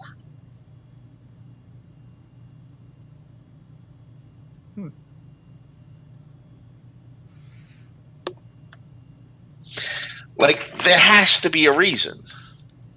Are only a select amount of heroes allowed through the divide to fix the problem? I have no idea. Why would they have to go back to fix the problem in the first place, other than a new army is going to come through back to our future? Or you just take one member of the Bronze Dragonflight, because they clearly still have powers, and you go back to about 24 hours before Garrosh is freed, and you kill the fuck out of him. And the whole thing's prevented. You know the exact shit you did by rescuing Thrall? The exact shit you did by allowing Medivh to open the Dark Portal? The exact shit you did by allowing Archimon to be defeated? Why not just do that again? Instead of a whole expansion. Oh, wait. Because this time Doctor Who's popular. I'm being cynical here, but Yeah. time travel is a big thing right now. Think about it. When are we going to be in the middle of this expansion? Well, here's something else to keep in mind, too. 2015. Here's something else to keep in mind with this, too. Back to the Future 2. Doc Brown is smarter than a bronze dragon. Because what did he do? He went back in time before Biff arrived back there. so that they could be there when Biff got there, as opposed to going back after he's been there. Just for a moment, So- presume that one of the dragons is intelligent. So, and here's the question then: how are they going back in time to Draenor? Exactly, how are they getting back in time to Draenor? They're using the Dark Portal in our time? So according to Davlin again, you're sent on some kind of suicide mission similar to the start of Mists of Pandaria. I don't know. So you're trapped on Draenor. You can't get back? What will I do? don't I gotta know. go to Ironforge. I ain't leaving. I'm staying in Ironforge. I'm gonna go to my farm. So, yeah, suicide mission would imply I'm that we the couldn't Draenor get can back. get fucked. I will deal with the Iron Horde when they get here. And how does the Iron Horde plan to get there anyway? And here's the other thing. Come back And through here's our the Dark other Portal? thing. Yeah, how are they? We'll just surround the Dark Portal, and we will bombard them as they appear. Can't we blow it up? It's easy. It's a fucking bottleneck. It is the worst tactical decision in history. There's a mountain behind the Dark We will Portal. set a dragon at one end and just go, "Ah," and they're all dead. Just brick it up. Just brick the damn thing up. Just put bricks in front of it. Ask a couple of dragons to Literally whip just- rocks at it. Bury the mountain. I've seen what fucking Dalaran can do. Are you telling me they can't close the Dark Portal? Just drop Dalaran on the Dark Portal. Just drop Dalaran on it. We've shown repeatedly that we cannot close the rift. Then we don't. Then what we do, right, is all those people that are going into the Caverns of Time instance, where people are trying to stop Medivh from being able to open the Dark Portal, and we gank all the Lobies so that Medivh never opens it. We let the Infinite Dragonflight close the fucking portal, and it's never a fucking threat. There is a whole dungeon that if you never do, you literally wipe Stop out this entire expansion. fucking expansion. Oh my god. We're finding all sorts Hey of paradoxes. Blizzard, your logic is flawed. We have caused our own destruction. With that one time travel dungeon, we have caused our own destruction in this expansion. So now wait a minute. Didn't they blow up the Dark Portal in Beyond the Dark Portal? At the end of Warcraft 2, they try to blow up the Dark Portal. Even with all the arcane power that they were able to summon, no, you cannot close the rift. Okay, the rift couldn't close, but the portal itself was destroyed. But you can open it from the other side then. Okay. Doesn't matter. A new portal got constructed, as we see in Burning Crusade. What? There was a new structural portal that was built for Burning Crusade, that gigantic one. I think it was a retcon. That was a retcon. Yeah, I think the portal was still standing. Okay, because at the end of in the cinematic at the very end of Beyond the Dark Portal, there is obviously a crater where the portal was. You are still not addressing Black Morass, where it is stated that there needs to be a person on either end of the portal Yes. to open it. Yeah. Yes, at the original So opening of the I'm going to rift. go to Black Morass and let the Infinite Dragonflight kill him. Oh, wait a second. In the What? creating of the Infinite Dragonflight, bam! What? We're the ones with Infinite Dragons that have to go back and stop ourselves from not stopping the Infinite Dragonflight. My head hurts. Hey guys, this isn't a time travel expansion. This is not a time travel expansion. This is a time travel. Where's the clip of Bruce Willis explaining time travel from Looper? It doesn't matter. It just doesn't matter, apparently. When your entire... See, this is my point. You literally have the means at your disposal to completely nullify the Iron Horde by not doing one thing that is constantly ongoing, which is why Black Morass is still a thing. I can negate this entire fucking expansion.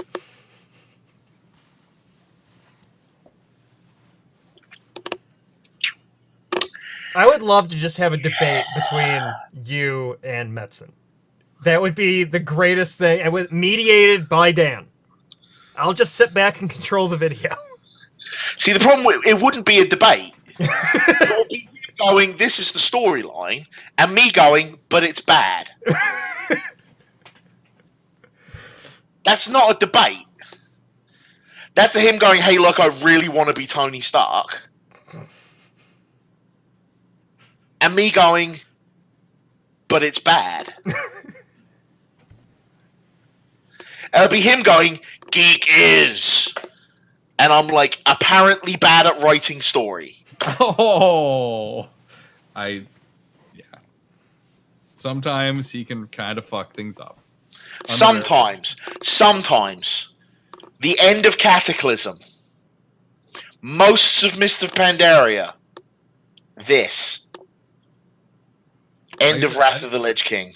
I didn't really like Mist of Pandaria, so. End of Burning Crusade. Yeah. Yeah, what was wrong with the end of Burning Crusade? You never actually got to kill Illidan. He threw himself off a building like a pussy. So? Lich King, you never strike the killing blow. Illidan, you never strike the killing blow. Garrosh, you never strike the killing blow. Deathwing, you never strike the killing blow. Are we sensing a theme here? Yeah, we cannot kill any of his created characters. Oh, and the fact that Thrall is God. I'm sorry, we're going to have all of our best-selling video game expansions of all time focus around Thrall and his doolywhackers today, and we're going to put 90% of the Alliance's plot in books that don't sell very well. And that are written kind of poorly. That's not good storytelling. It's not. But does it sell games? No. The words World of Warcraft sell games. All right. Anything else we need to touch on before we close up shop here? Because we've been at this for over 3 hours. Oh yeah. I know, like the last hour of it's been me ranting. Oh, that's perfect. One thing I do want to talk about that a couple of people haven't mentioned is one. They're going to be rebalancing racials again. Yes. Yes. Because they still believe that the Goblin and Worgen racials are so much better than everybody else's, which I don't disagree with. Yeah, that's pretty true.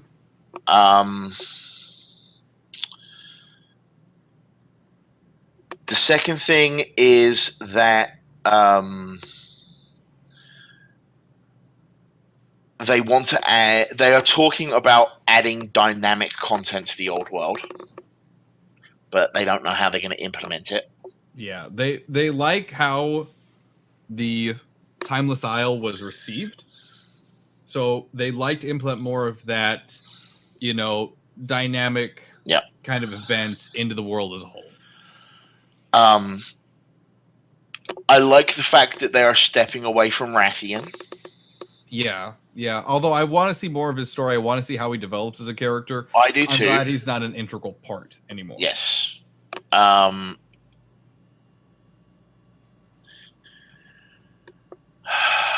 He tried the path of seducing us, and now he's going the path of, okay, fuck you all. I'm going to do my own thing. Yeah. And I like the fact that they're taking another look at healing. for too long, in my opinion, discipline healing has been too strong. That's a good point. Because it has literally been the dominant form of healing since Wrath, which is huge. Yeah, it has. It has. And lo and behold, that was also about the same time that every other healer on the planet lost their character. Paladins weren't tank healers anymore. Priests weren't raid healers anymore. Druids weren't hot healers anymore. We were all just healers. Yep. I'm really hoping they do something about that. But what would you want to see? I'd want to go back to the old way of doing shit. You want the healers to have unique, defined specific roles. Okay. I know that goes against the whole bring the player, don't bring the class kind of thing. Yeah. But fuck off. I hate the day that I was like, oh, Cataclysm's come out. Let's go heal a dungeon. My big paladin heals for like, what the fuck happened to my hands?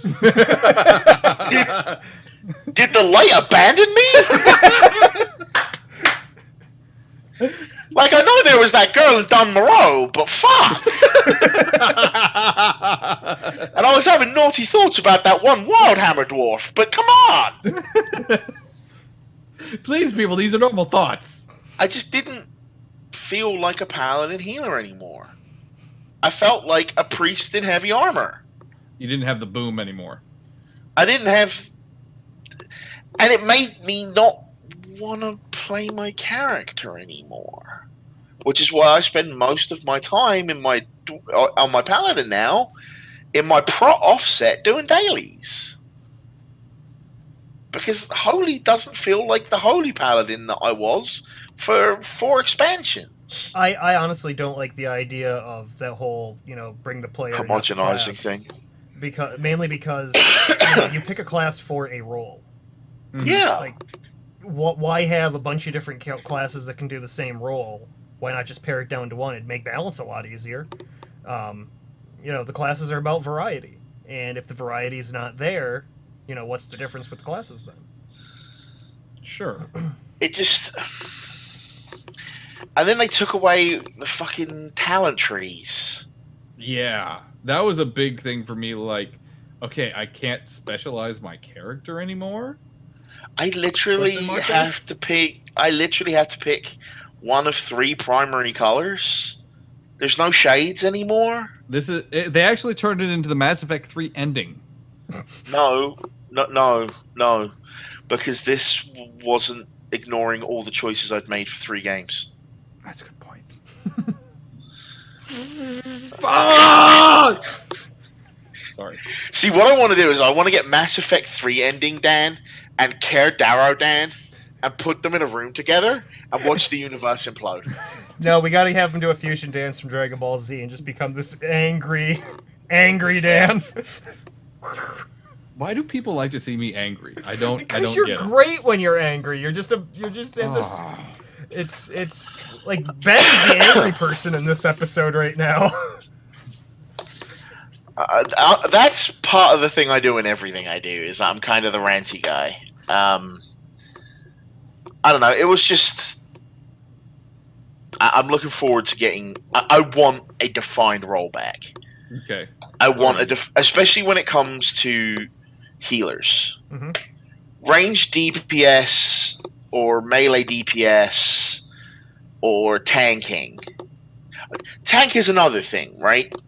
I would like defined roles for tanks to come back. Mm-hmm. Rather than just, we're tanks. We're manly tanks. We're tanks and tights? We're tanks and tights, yes. I'm glad you got the reference.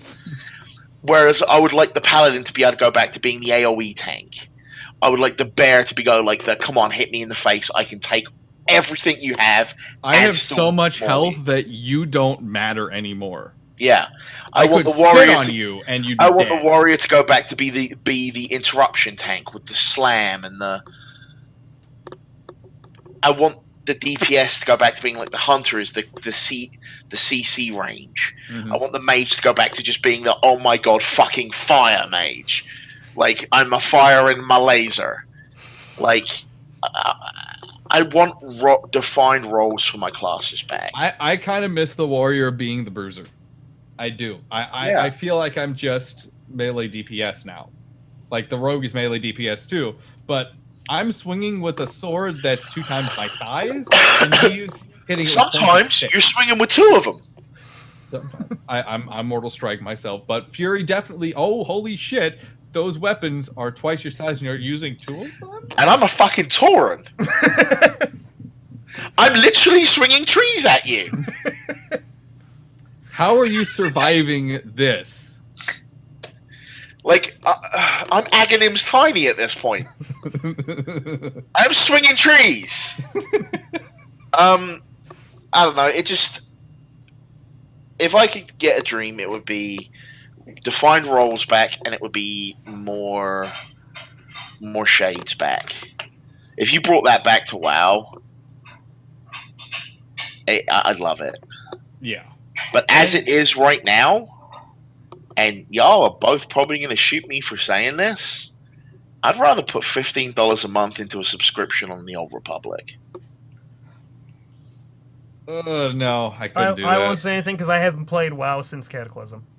Because I played through the story on Mr. Pandaria, and it took me a month. So I didn't even have to pay past anything I got out of the box. Yeah, and fucking... And the Old Republic, woo! I am 2 years deep in that game, and I have not yet finished every story in it. There's a lot of story and a lot of writing, a lot of everything in that game. Yep. It took me 4 months just to finish my Inquisitor story. Oh, yeah. That was a So, good fucking story. good fucking story. Good fucking story. Endgame content in Tor isn't great, but No, good it fucking sucks. story. I'm gonna be honest. I would disagree with that. Some of the changes they've made, especially when the expansion came out, some of the newer raids are really fun. The I'll try it again, and I know I shouldn't because I'm not gonna like it. No, you won't. If you had decided that you didn't like it, you won't like it. But like Terra from Beyond was interesting, and a bunch of other mechanics that they put into it, and Okay. it will never be WoW Endgame. Yeah.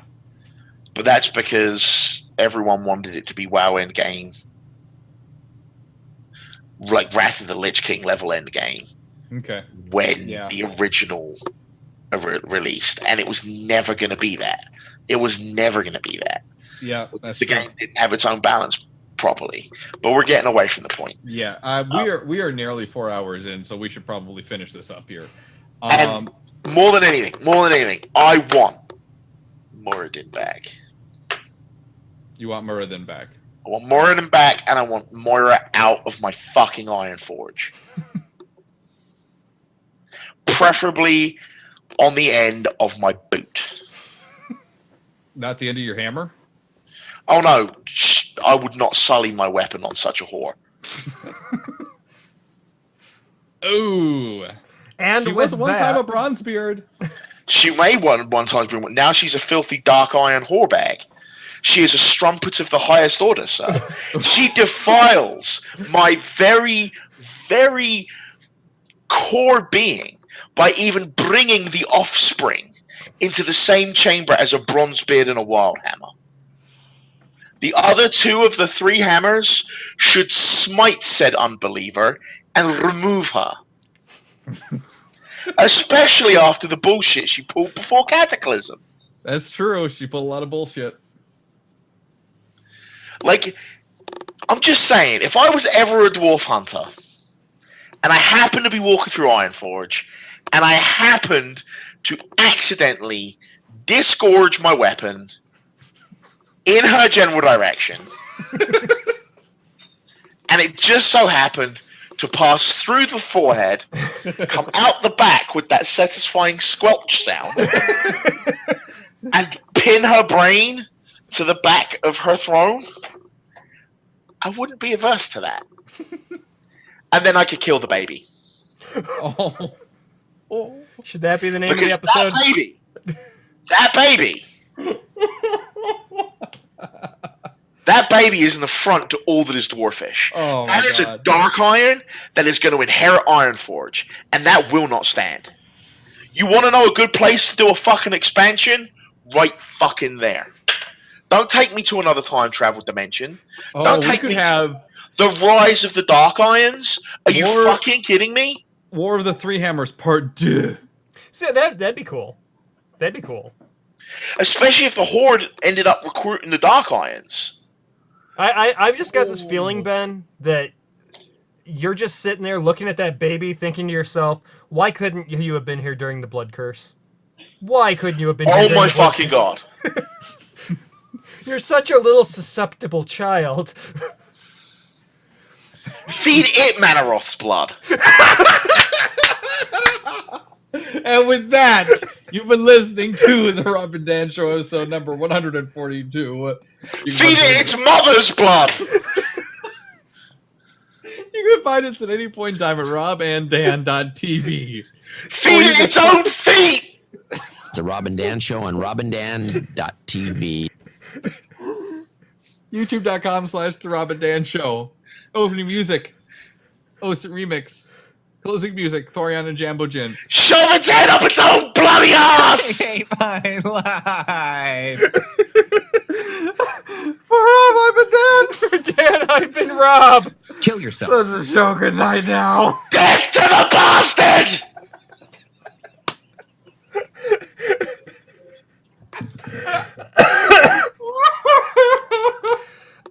That was excellent.